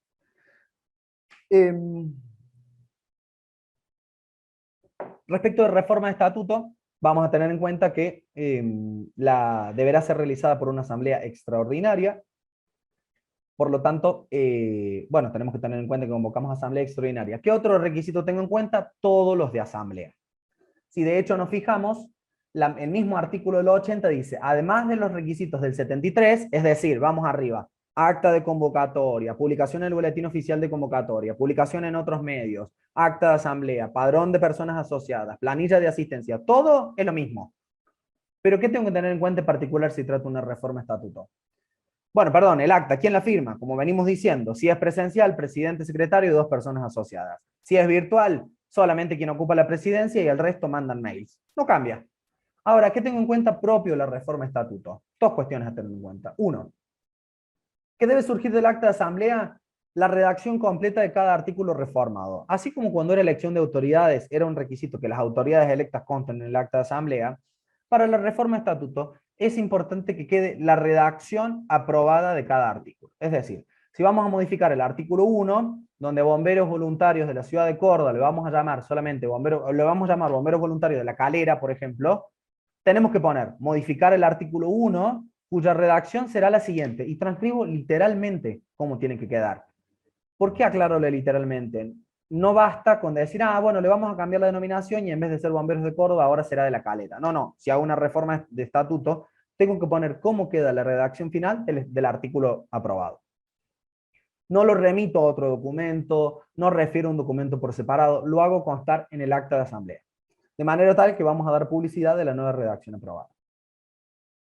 ¿Y qué más tengo en cuenta? Hago constar el estatuto en la asamblea de la redacción del nuevo artículo reformado y preparo un texto ordenado. ¿Qué es un texto ordenado? Yo tengo el estatuto, por ejemplo, que tenemos de la Constitución, que acabamos de hacer hace una hora, y ahora vamos a reformar el artículo 1. Por lo tanto, ese mismo estatuto yo lo vuelvo a transcribir en un documento, todo lo otro no lo cambio. ¿Qué hago? Incorporo el nuevo artículo 1. Si le íbamos a cambiar la denominación, incorporo el nuevo artículo 1, de manera tal que ahí quede cómo queda finalmente el estatuto, con esa reforma ya incorporada, aprobado. ¿Quién firma este texto ordenado? Lo firma el presidente. Firma el presidente con firma certificada. ¿Por quién? Juez de paz, escribano, policía o banco. No cambia. Salvo, nos dice el artículo, que el contenido del estatuto surja de la redacción del acta de asamblea. Quiere decir que o lo hago por separado con firma certificada del presidente, o bien, si no quiero hacer esa certificación de firma, dentro del mismo texto de la asamblea digo reformar el artículo 1, que queda redactado de la siguiente manera, y aprobar el siguiente texto ordenado. Y todo el estatuto nuevo lo pongo en la asamblea. En ese caso, basta con que tenga firma simple del presidente, si fue a distancia, firma simple del presidente, secretario y 2 personas asociadas, si la reunión fue presencia. No tiene mucho cambio más, en definitiva es más o menos como se ha venido trabajando hasta el día de hoy. Sí es importante tener en cuenta que conforme prevé el código, la reforma de estatuto, las elecciones de autoridades tienen efectos desde el momento en el que son decididas. Y esto es importante, porque no tenemos que esperar, a ver, IPJ rechaza algo, en definitiva, no hace nula la asamblea. Por lo tanto, esa reforma de estatuto es válida desde el momento en el que fue decidida. La elección de autoridades es válida desde el momento en el que fueron electos, es decir, que si nosotros en esta reunión vamos a elegir a Gabriela Piatti como, Laura la estábamos eligiendo, voy a marear con el ejemplo, la estábamos eligiendo a Laura como presidenta, Gabriela dejará de ser la presidenta desde el día de hoy, y Laura lo será desde el día de hoy. Por más que todavía no lo hayamos presentado en IPJ, porque los efectos de la IPJ son dar publicidad y oponibilidad a terceros, pero no afectan la validez de la asamblea en sí misma, salvo que haya una orden judicial que establezca la nulidad de una asamblea. Bien, habiendo hecho estos comentarios respecto de asociaciones civiles, vamos a hacer unas breves referencias a lo que es fundaciones, que tiene una mecánica un poco distinta, pero los requisitos son bastante similares, por lo que para los que están siguiendo la resolución, saltamos al artículo 115 de la resolución. Acá encontramos los que estamos salteando, fusión, escisión, transformación, que anteriormente no se encontraban en la reglamentación, ahora están detallados los requisitos, pero al no ser casos tan comunes no vamos a profundizar en eso, para que sea útil y no perdamos a nadie. Vamos a pasar entonces al artículo 115, como manifestaba anteriormente, y ahora sí pasamos a la fundación. Toda la mecánica que teníamos en una asociación civil, este espíritu democrático, abierto, de convocar asociados, llamar a asamblea y demás, en la fundación cambia un poco. Dado que la fundación tiene una mecánica bastante distinta en la cual una persona o varias personas humanas o jurídicas, el fundador o los fundadores, afectan parte del patrimonio para el cumplimiento de un objeto o de un fin. Y en este punto entonces la mecánica es un poquito distinta. El acta constitutiva va a tener firma de los constituyentes fundadores y de las autoridades que sean designadas. Acá ya no hablamos de un requisito de comisión revisora de cuentas, de no ser que se quiera consignar el requisito de comisión revisora de cuentas, sino no es obligatorio, por lo tanto es opcional. No hay ni que aclarar, sino que simplemente no está previsto para fundaciones. Bueno, algunos pequeños cambios, en vez de decir asociación civil dice fundación, elegimos las autoridades que tenemos, y en definitiva el resto de documentos es todo lo mismo. Hago acta constitutiva y estatuto, lo puedo hacer todo en un único documento, y certifico firmas al final del instrumento, como no aclara lo que manifestamos anteriormente, autoridad judicial, policial, bancaria o profesional notarial, es una posibilidad válida para la certificación de firmas. Sí es aplicable lo que hemos manifestado los 6 meses, que lo manifestamos si pasados los 6 meses no lo hemos presentado ante el IPJ, tenemos que acompañar el acta ratificativa, y también existen ciertos documentos más que son necesarios, conforme lo prevé el Código Civil, para la constitución de una fundación, más no así para una asociación civil, que es plan de acción, en el cual son los planes o las actividades que para los primeros 3 años, llamado trienio por el Código, la fundación va a celebrar, qué proyectos va a hacer. Esto es importante ser concreto, ¿no? Hay que poner los proyectos que la entidad va a realizar. Va a realizar un merendero, va a poner una escuela, va a dar clases, la razón que fuera, tiene que estar. Y en este punto es importante que el objeto se correlacione con el plan de acción. No podemos poner en el objeto que va a ser un centro educativo y en el plan de acción decir crear una huerta o va a ser un centro de jubilados. O, en definitiva, estas aclaraciones que hacemos es porque se suele dar en la práctica que hay un objeto por un lado y un plan de acción por el otro, lo cual no es viable.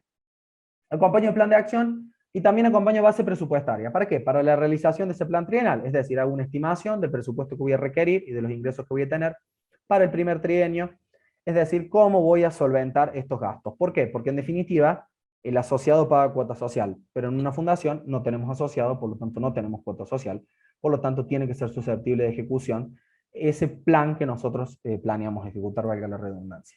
Además de esa base presupuestaria, va a intervenir un contador, en el cual el contador va a decir que entiende que esa base presupuestaria es razonable o no. En este punto, ese dictamen de contador público tiene que venir legalizado y autenticado por el Consejo Profesional de Ciencias Económicas. Siempre que firma un contador, lo dice más arriba en la parte general, pero siempre que firma un contador o un profesional contable, debe ser legalizada y autenticada su firma por el Consejo Profesional de Ciencias Económicas. Bien. Requisitos especiales, los mismos que dijimos. Va a tener objeto niñez, adolescencia y familia, autorización de SENASA. Va a tener objeto, por ejemplo, católico, autoridad episcopal. Va a ser católica, va a ser religiosa no católica, inscripción en el Registro Nacional de Cultos. Esto no cambia y de hecho el artículo 116 nos remite al artículo 53, que es lo que ya hemos conversado anteriormente.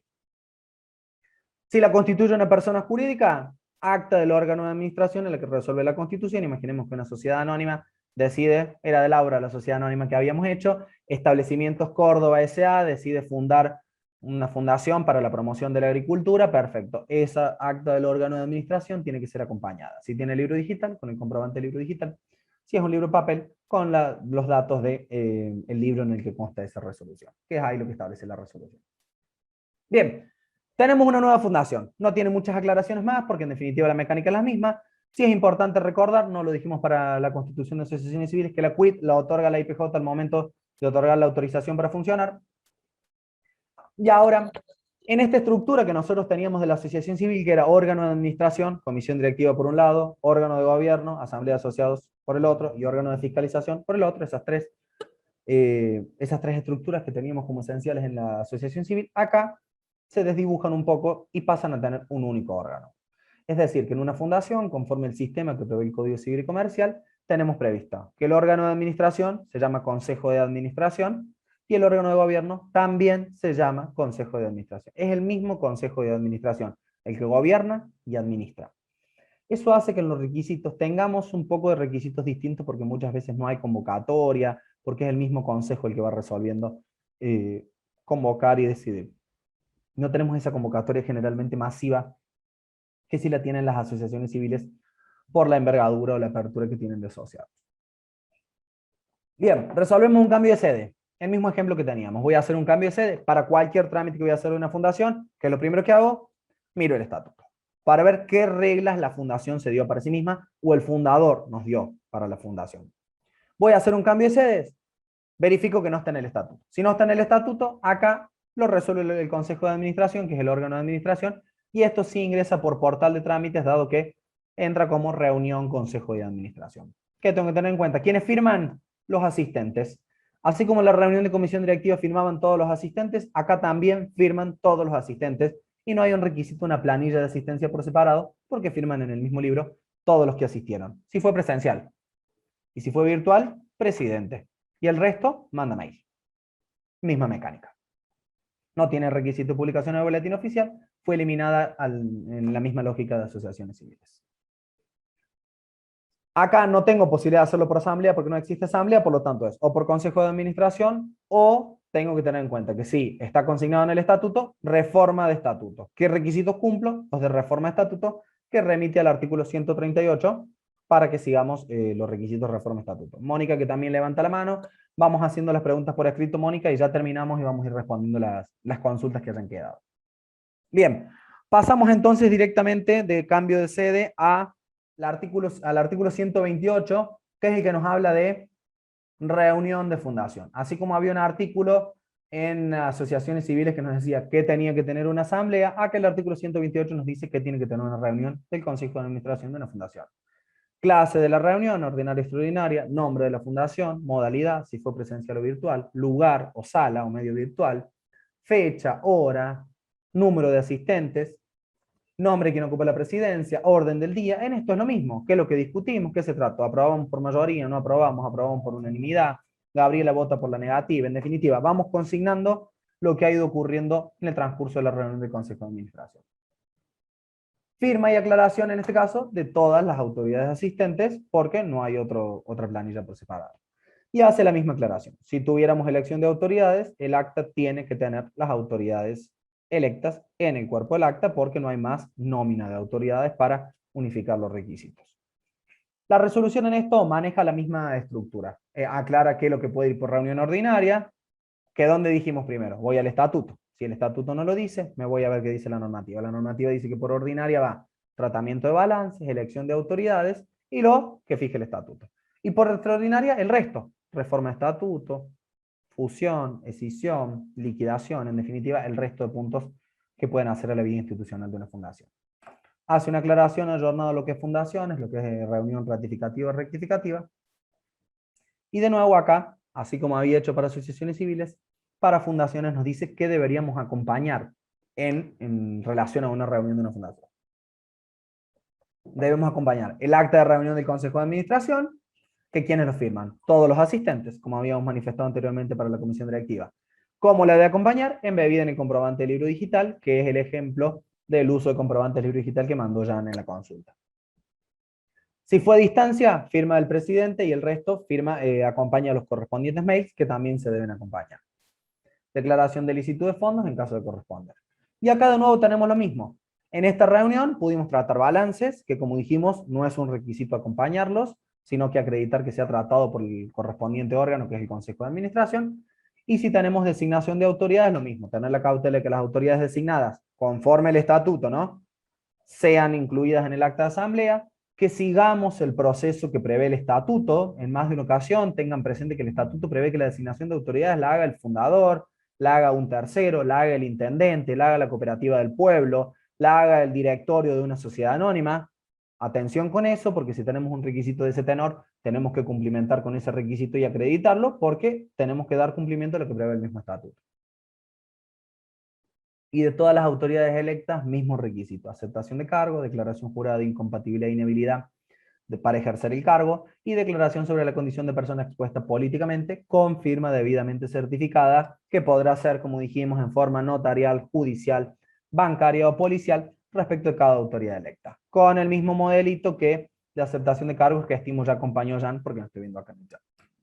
Cuanto a los balances, manifestamos que no tenía mucha más aclaración, que no deben ser acompañados. Y por último, estimo que saltamos al artículo 138 de la reforma de estatuto. En cuanto a la reforma de estatuto, todos los requisitos de esa asamblea que ya conversamos, y además, ¿qué tenemos en cuenta? Lo mismo que para una asociación civil, que en el texto de la asamblea conste cuál es la nueva redacción aprobada.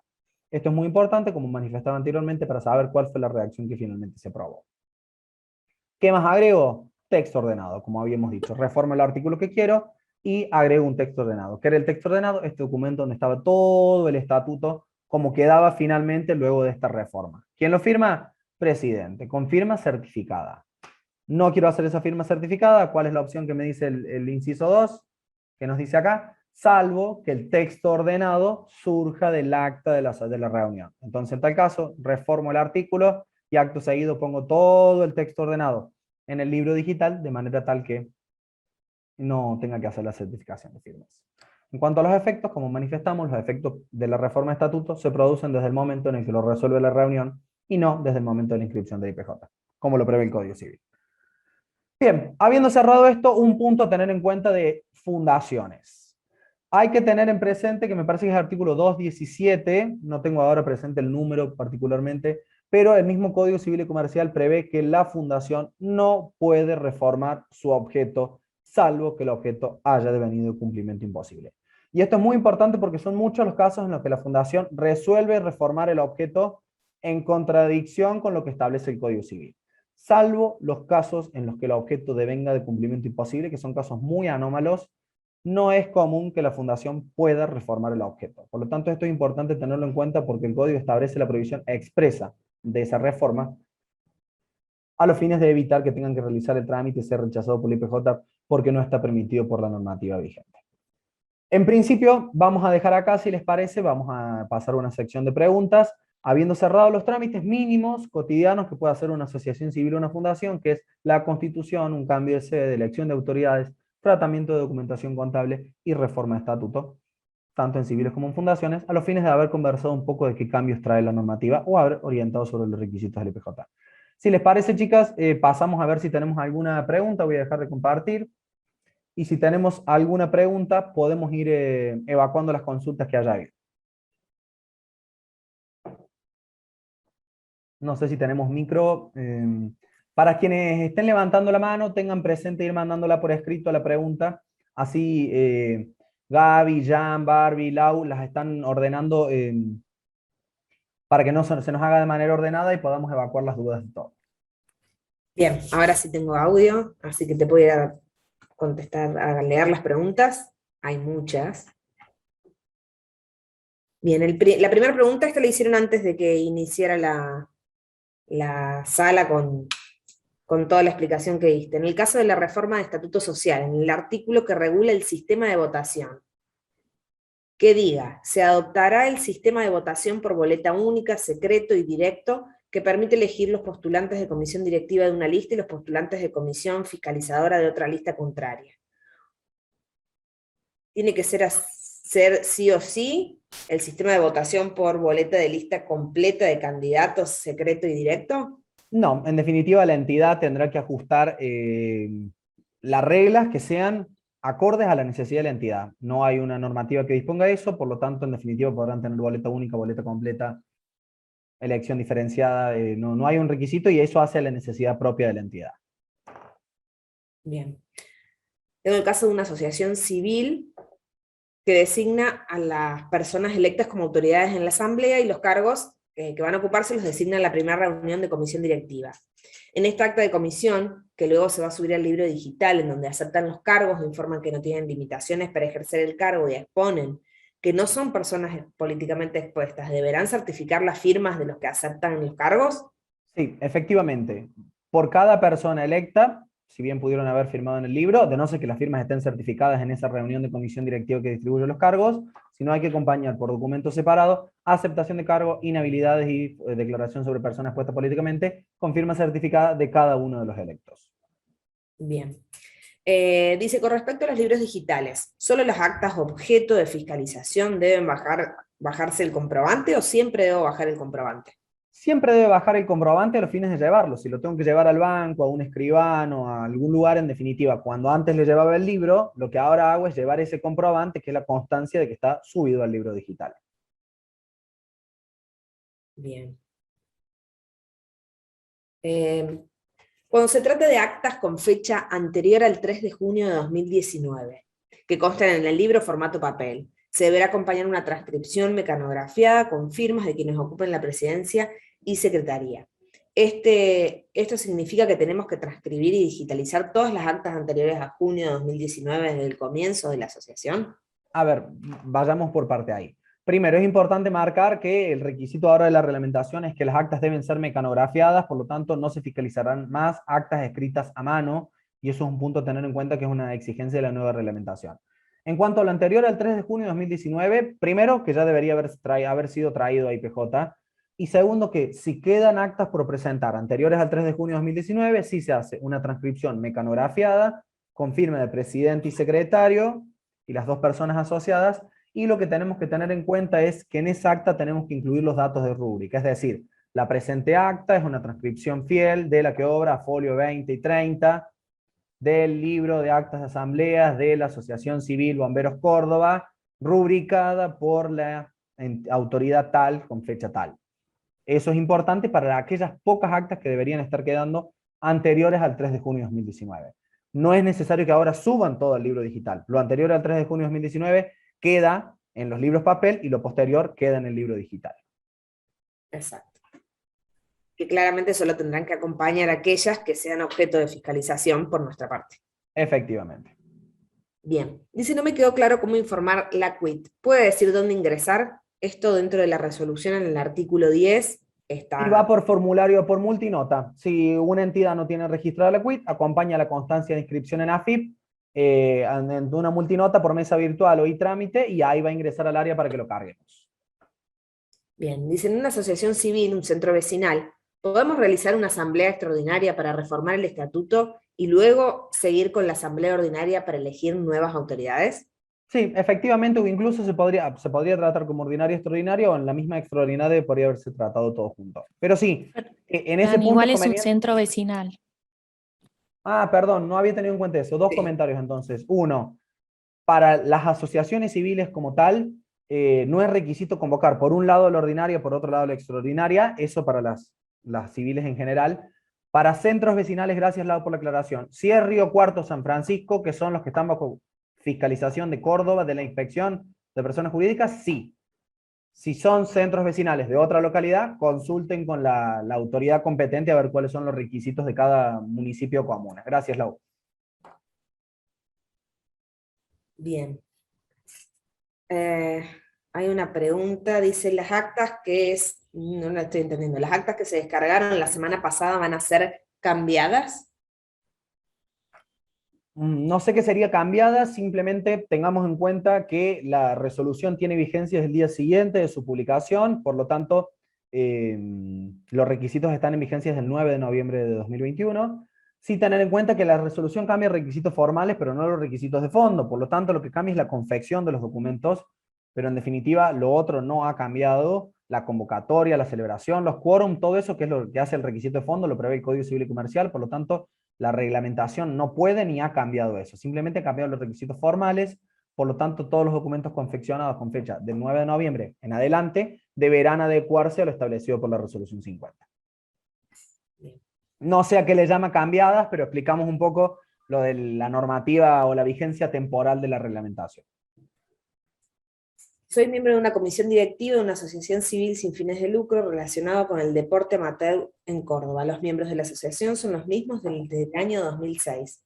Queremos generar el quit y desde AFIP nos informaron que tenemos que generarlo desde IPJ. Hay que generar el acta constitutiva en el portal ratificando a los miembros. ¿Cómo se procede?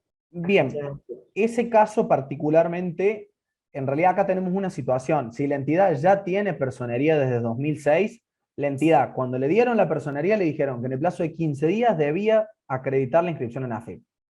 Sin mencionar además la demora que tiene en el cumplimiento de eso, habría que analizar ciertos supuestos. Primero que deben ir a AFIP a solicitar la quit. Si son las mismas personas, hoy en día deben, sí, dice que son los mismos, sí. Si son las mismas autoridades, la autoridad de la Constitución debe ir a AFIP y solicitar que le den de alta la quit. Si no son las mismas personas y necesita registrar un cambio, porque por ejemplo ha cambiado el presidente y demás, como no tiene quit, tampoco tiene libros, por lo tanto hay un artículo en la reglamentación que es el artículo 11 de la resolución, después lo pueden ver, pero refiere que las entidades que tengan un cambio de autoridades que necesiten que se inscriba previamente para poder tener la quit, deben elevar todas las actuaciones a escritura pública a los fines de no registrar actas volantes.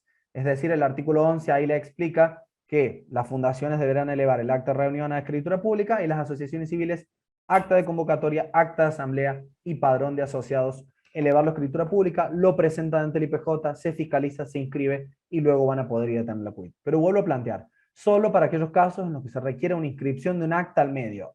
Si no hay actas, basta con que vaya la autoridad que consta en la consulta de IPJ y solicite la quit en AFIP para recién declararla en IPJ, para darse de alta los libros, para poder avanzar. Sin mencionar también la irregularidad en la que se encuentra la entidad, porque si desde el año 2006 no tiene quit, sería conveniente que lo haga, dado que no tiene libros digitales tampoco, es decir, que hace como mínimo 2 años que no celebra asambleas válidas, y si no tiene quit, no tributa impuestos y demás, por lo tanto sería conveniente que regularice la situación también. Bien. Acá consultan que lo que se explicó respecto de la designación de autoridades para una federación, ¿aplica también para la constitución de un clúster? Perdón, no te escuché. Que lo que se explicó respecto de la designación de autoridades para una federación, ¿aplica también para la constitución de un clúster? Todos los Donde, requisitos que vaya a ser constitución de asociación civil tienen la misma normativa, o sea, todo lo que vaya a quedar encuadrado bajo la forma de asociación civil debe cumplir los requisitos de, digamos, si va a ser una entidad de segundo grado, deberá cumplir los requisitos de federación o de cámara, en su caso, sí. bien, tengo que reformar el estatuto de manera parcial para el 10 de diciembre. ¿Qué debo presentar? ¿De qué manera y cómo redacto el acta de asamblea extraordinaria? Bien, eso creo que ya lo hemos respondido, probablemente lo han hecho antes de que lo analizáramos, pero ya lo hemos abordado. En su caso, esta reunión va a quedar grabada para que puedan volver a ver el video, o en su caso van a estar los instructivos o la resolución también. Bien. En la resolución acá hacemos referencia al artículo 71 y 73. Bien, perfecto. El tema de la Cámara. En mi caso tengo una Cámara que se formó por las instituciones de la ciudad. Ahora en los cargos figuran los nombres de las personas que las representaron en su momento. Hoy algunas personas ya no están representando la misma. ¿Cómo se regulariza la institución que nunca llamó a asamblea ordinaria y se reunió en comisión? Bien, acá tenemos un par de cositas y se está conectando con la pregunta de los desde 2006, la que manifestaba que era una asociación desde el año 2006. En muchas ocasiones la entidad se encuentra en una situación de irregularidad tal que debe seguir un procedimiento de normalización o regularización institucional, que es lo que nosotros denominamos la designación de la comisión normalizadora.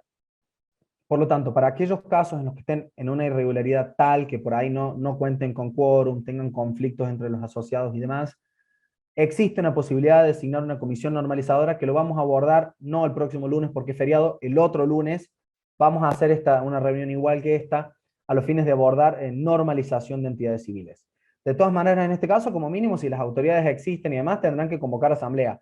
Pero por lo que plantea ahí, habría que ver, porque si las autoridades ya no están en esos cargos, si no, tienen que proceder a la normalización de la entidad. Bien. La planilla de asistencia para las asambleas no se realiza más. ¿Con la firma en el Word de todos los que participaron es suficiente? No, me da duda que no se realiza más. Sí se realiza, lo exige la reglamentación. Simplemente si es presencial, firman todos los asistentes con firma simple, y si es virtual, se hace una planilla con firma solo del presidente y el resto de asistentes manda correo electrónico. Bien. Dice, mañana tenemos convocado una asamblea extraordinaria para modificar el estatuto. ¿El nuevo estatuto debe estar firmado por presidente, secretario y tesorero certificadas? No, ya teniendo en consideración la normativa vigente, solo con firma del presidente certificada. Ya está en vigencia la nueva reglamentación. Bien. No me quedó claro la obligatoriedad o no del boletín oficial.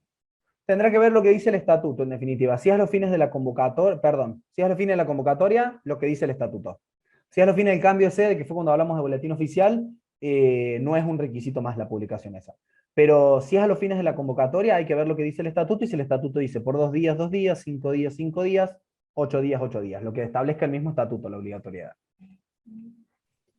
Finalizada una asamblea ratificativa, la asociación subió y descargó dentro de los 5 días en el libro digital el acta de asamblea. Pero no están certificadas las firmas en el acta. Consulta. Ahora, después de pasados 15 días, ¿se puede subir en la misma acta, pero ya con las firmas certificadas a libros digitales? ¿O habría que adjuntar también una nota aclaratoria? Bien, pueden advertir en eso que cuando hemos hablado de todos los requisitos, nunca hay un requisito que establezca que el acta se tenga que subir al libro con firma certificada. Sí, para quien lo consultó le dijimos puede. Cuando consultaron por la distribución de cargos le dijimos, si lo quiere certificar en la misma que va al libro, puede. Pero no es un requisito, porque en definitiva el acta, una vez subida, no se puede subir la misma acta a los 15 días de fecha. O sea, yo no puedo ahora subir a los 15 días un acta de hace un mes, porque me faltó la firma y demás, porque en definitiva eso rompe el orden cronológico, como así yo en un libro papel no metí un acta entre la foja 5 y la 6 porque me hubiese olvidado un acta. Por lo tanto, a esta consulta no hay requisitos de firmas certificadas en el acta. Por lo tanto, si esa certificación de firmas es a los fines de la aceptación de los cargos, la hace por documento separado. Si es porque hubo una reforma de estatuto, la hace en el texto ordenado. Pero no hay un requisito de que el acta tenga que tener las firmas certificadas.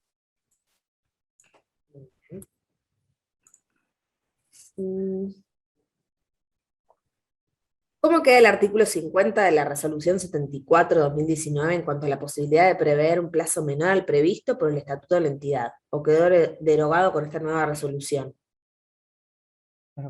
Bien, a ver, el anterior artículo 50 hablaba del plazo de convocatoria. Hoy en día se tiene que respetar el plazo que prevé el estatuto. Por lo tanto, si el estatuto prevé que la convocatoria ahí refiere al tiempo que tiene que transcurrir entre la reunión de comisión directiva y la asamblea. Si el estatuto dice 30 días, se deberá respetar 30 días. Si dice 15 días, 15 días. Si no lo prevé el estatuto, la normativa prevé que será entre 10 y 30 días. Pero en definitiva, si el estatuto prevé una anticipación, lo deberán respetar. Aprovecho esta pregunta para hacer una aclaración general por ahí a los que están en el día a día con el quehacer de la entidad. Es muy importante que la entidad tenga en su estatuto las normas que le son útiles y que son necesarias para el quehacer de la entidad, y que si no, resuelven una reforma de estatuto, ajustar el estatuto a las necesidades propias de la entidad. En más de una ocasión hay entidades con estatutos de 1950, 1960, con comisiones directivas con 30 personas que tal vez no responden a la necesidad. Hasta en algún caso, la semana pasada hemos tenido una entidad que tenía publicación en el boletín oficial por 30 días. Para ese tipo de entidades, que probablemente quedó desfasado por el tiempo, por la necesidad de hoy en día, es importante que analicen su propio estatuto y en su caso hagan una reforma para ajustarlo a la necesidad. No quieren tanto plazo de convocatoria de anticipación, reduzca. No quiere publicar por 10 días en el boletín oficial, reduzca. No quiere elegir 20 autoridades, reduzca. En definitiva, hay una posibilidad de hacerlo que es reformando el estatuto y ajustando esa norma, que tal vez ahora quedó desactualizada para la entidad, a la necesidad del día a día de la entidad misma. Bien. ¿Cuál es el procedimiento? Una pequeña aclaración. Ahí vamos a reenviar los documentos para los que fueron entrando después o no les llegó. Hacemos un reenvío de todos los documentos, así lo tienen todos. Perfecto. Para el que ya está, entonces, no se asuste, no son más documentos, sino que hay un reenvío, si no va a parecer que están duplicados. Bien. Preguntan, ¿cuál es el procedimiento requisito para realizar una modificación o ampliación del objeto en una asociación civil? Procedimiento de reforma de estatuto. Lo mismo que hemos conversado anteriormente, nada más que en vez de reformar el artículo 1, que era nuestro ejemplo, será el 3, me parece que suele ser el objeto, reforma de objeto. Reforma de estatuto. No tienen otra complicación. No tienen requisitos extra. Acá consultan, ¿la PEP sí o sí debe ser certificada por policía? Todas las declaraciones, es decir, aceptación de cargo, declaración jurada de incompatibilidad y PEP, debe estar certificada. ¿Sí o sí por policía? No. Puede ser por alguna de todas las alternativas que prevé el artículo 7 que conversamos. Juez de paz, escribano, policía o autoridad bancaria. Bien. ¿Qué más? En el caso de reuniones virtuales, para que no ingresen a la sala personas no autorizadas, ¿es válido que en las publicaciones conste la plataforma de celebración y nombre de la sala? O sea, Meet, Zoom. ¿Y los datos de acceso se envían a cada asociado o participante en forma privada a su casilla de mail? Sí, es totalmente válido. El requisito es en su caso que en la publicación diga, pongámonos del lado del asociado. Simplemente, ¿qué pasos tengo que seguir? Quiero tener el acceso. ¿A qué mail tengo que preguntar? ¿A qué mail me lo van a enviar? ¿A dónde voy a solicitar ese password? Solamente ese es el punto.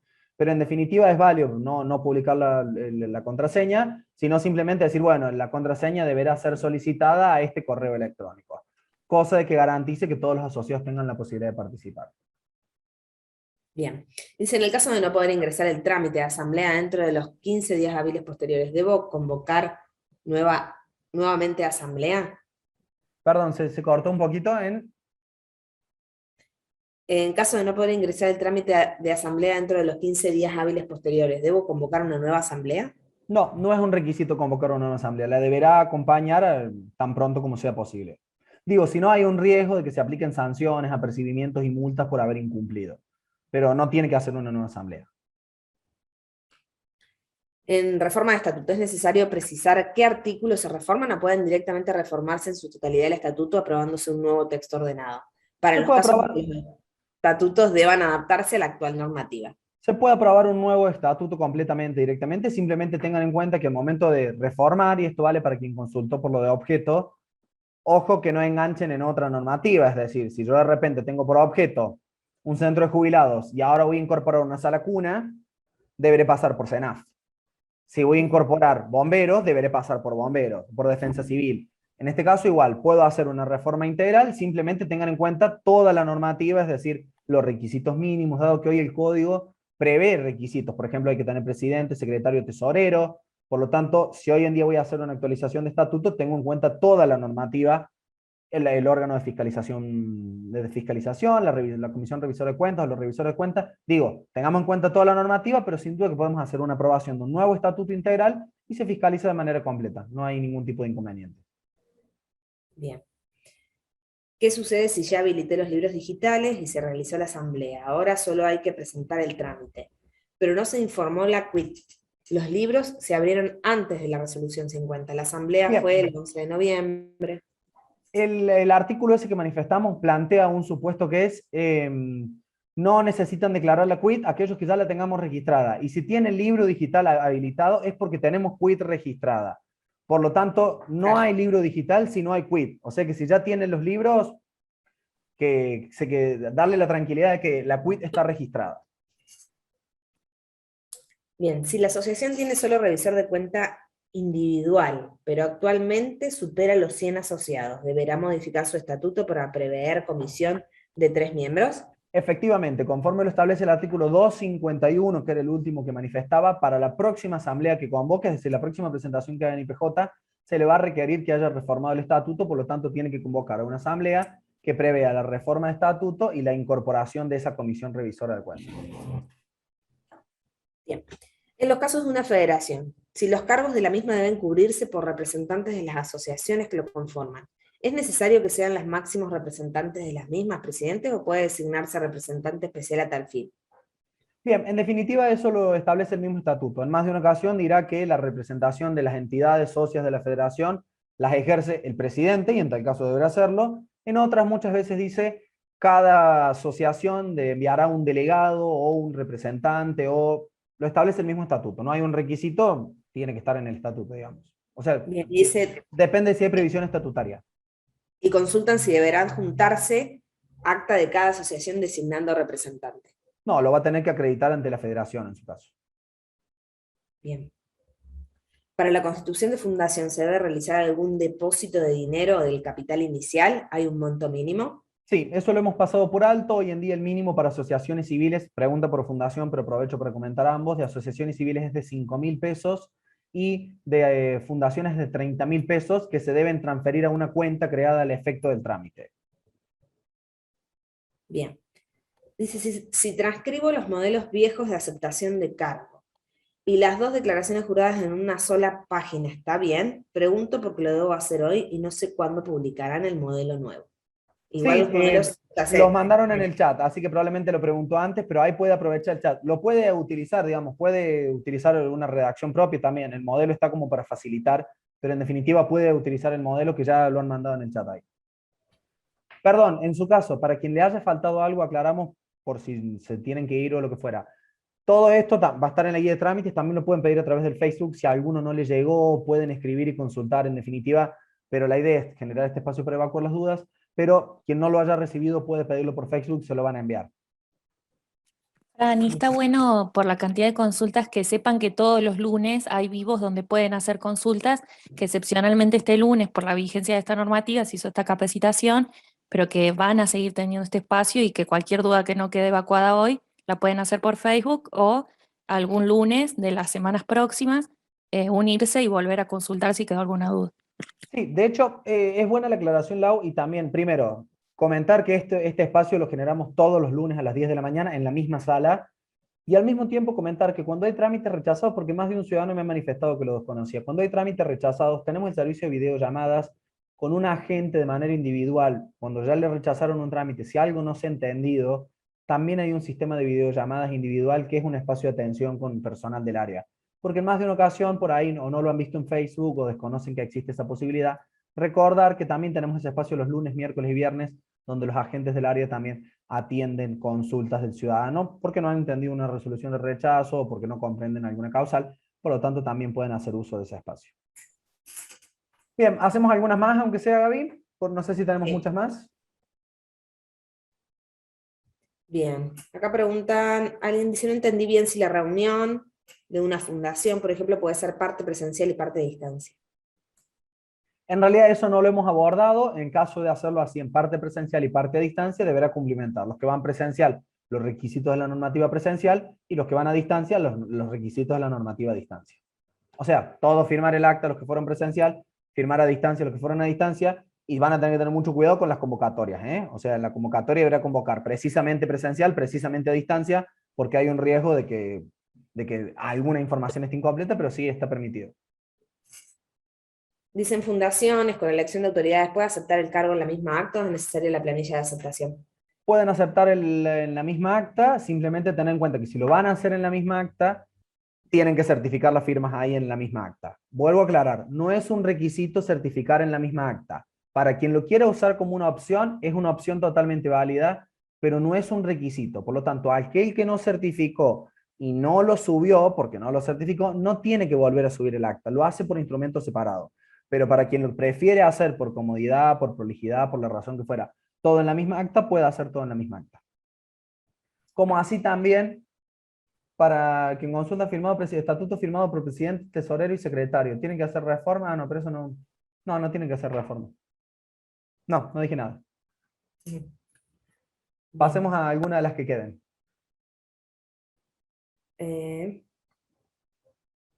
Dice, para fundaciones, ¿existe la posibilidad de modificar el estatuto de forma tal las modificaciones introducidas a lo largo del tiempo que hoy figuran como anexos sean sustituidas en el texto del estatuto a fin de lograr un documento único y actualizado?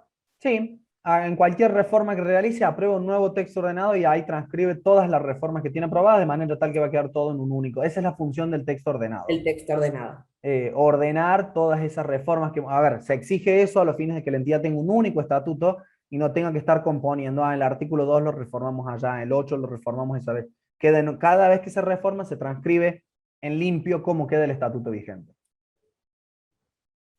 En ese caso, sí, para quien consulta se lo presenta como una reforma de estatuto y transcribe todo el estatuto como queda. Bien. Para una reforma parcial de estatuto, ¿debo presentar el estatuto vigente con la resolución de aprobación? Sí, en principio el sistema se lo pone ahí como obligatorio para aquellos casos donde no tuviéramos el estatuto. De todas maneras se contrasta contra la base de IPJ, pero sí, quienes tengan el estatuto vigente lo acompañan ahí. Bien, dice, debido a la pandemia, creo que dice los cargos de comisión directiva y de revisora de cuentas vencen posteriormente los 120 días. Ejemplo, en noviembre del año, ¿debo convocar, no entiendo la pregunta, ¿debo convocar 2 asambleas ordinarias en el mismo año? Me imagino que debe ser por tratar los dos balances. Puede tratar los dos balances en la misma asamblea, o sea, convoca una sola asamblea y trata balance, imaginemos que fue 19 y 20, trata balance correspondiente al ejercicio 31 de diciembre de 2019, 31 de diciembre de 2020, y en una única asamblea trata todo. Bien. ¿Qué sucede con los trámites pendientes de inscripción que han sido realizados con anterioridad a la vigencia de la normativa? Los que han sido ingresados con anterioridad a la vigencia de la normativa se van a regir por la normativa con la que fueron ingresados. En eso transmitirles la tranquilidad que solo los trámites ingresados con posterioridad al 9 de noviembre se van a regir por la resolución 50, y si hay algún trámite pendiente de resolución previo a la entrada en vigencia de la resolución, se va a regir con la resolución 74, que era la normativa vigente en ese momento. Bien. Hay otra pregunta parecida a lo que hablábamos antes. ¿Debo 2 asambleas ordinarias? ¿Puedo presentar las 2 juntas en la próxima asamblea? Me imagino que es que debo 2 balances. Claro, si son 2 asambleas, tiene que presentar una asamblea por cada expediente. Primero la primera, valga la redundancia, y después la posterior. Pero si son 2 balances, puede ser solo en la misma asamblea. Si son 2 asambleas, no. Es primero un trámite para la primera asamblea y luego otro expediente para la segunda. Dice, en acta de asamblea ordinaria ratificativa, ¿cómo se ingresa el trámite? ¿Existe una opción especial? Por ejemplo, si hubo elección de autoridades, pide subir el formulario PEP, pero eso se hizo en la presentación anterior. ¿Qué hago ¿Cargo lo mismo? Sí, carga lo mismo. Cuando hacemos una ratificación es importante tener en cuenta que si bien nosotros ratificamos como orden del día nomás, tenemos que tener en cuenta los órdenes del día de la asamblea ratificada.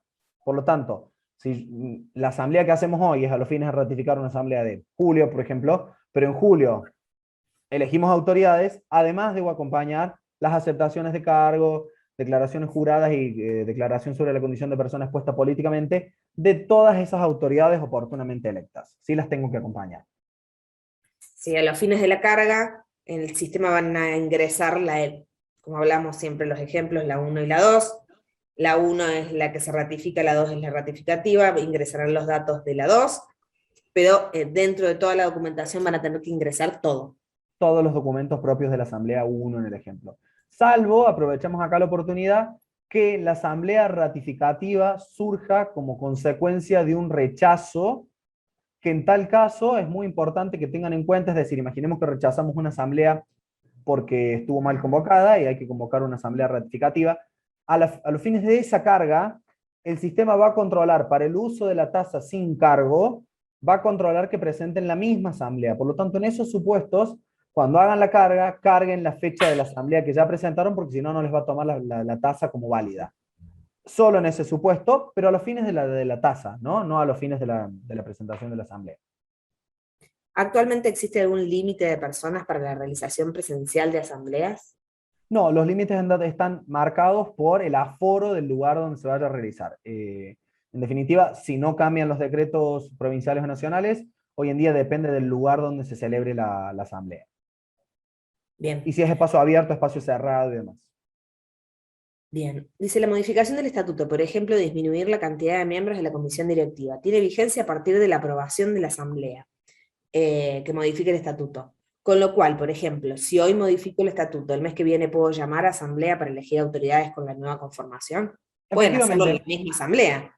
En la misma asamblea incluso podrían reformar el estatuto y acto seguido elegir las nuevas autoridades conforme a ese estatuto, porque como manifestábamos, la vigencia de esas decisiones o esa resolución tiene efecto desde el momento en el que se decide. O sea que si yo, en una asamblea ahora, reformamos el estatuto, reducimos la composición de la comisión directiva y acto seguido queremos elegir autoridades conforme a esa nueva comisión directiva, es totalmente posible. Bien. Dice, ¿qué pasa si hice la asamblea y después di de alta los libros? No pasa nada, simplemente lo va a tener que subir en el lapso de los 5 días posteriores a los fines de que quede correctamente cargado. Bien.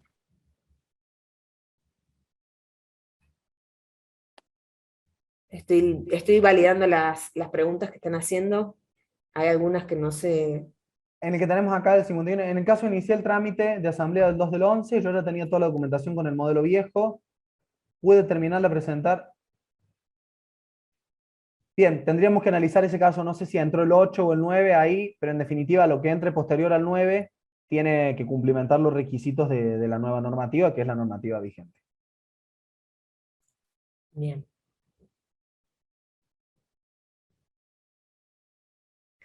Bueno, hay una pendiente que creo que es la 43, pero ya entiendo que la habíamos respondido varias veces. ¿No una modificación de estatuto que se modifican varios artículos? ¿Debo transcribirlos tal cual en el acta de asamblea? Sí, todos.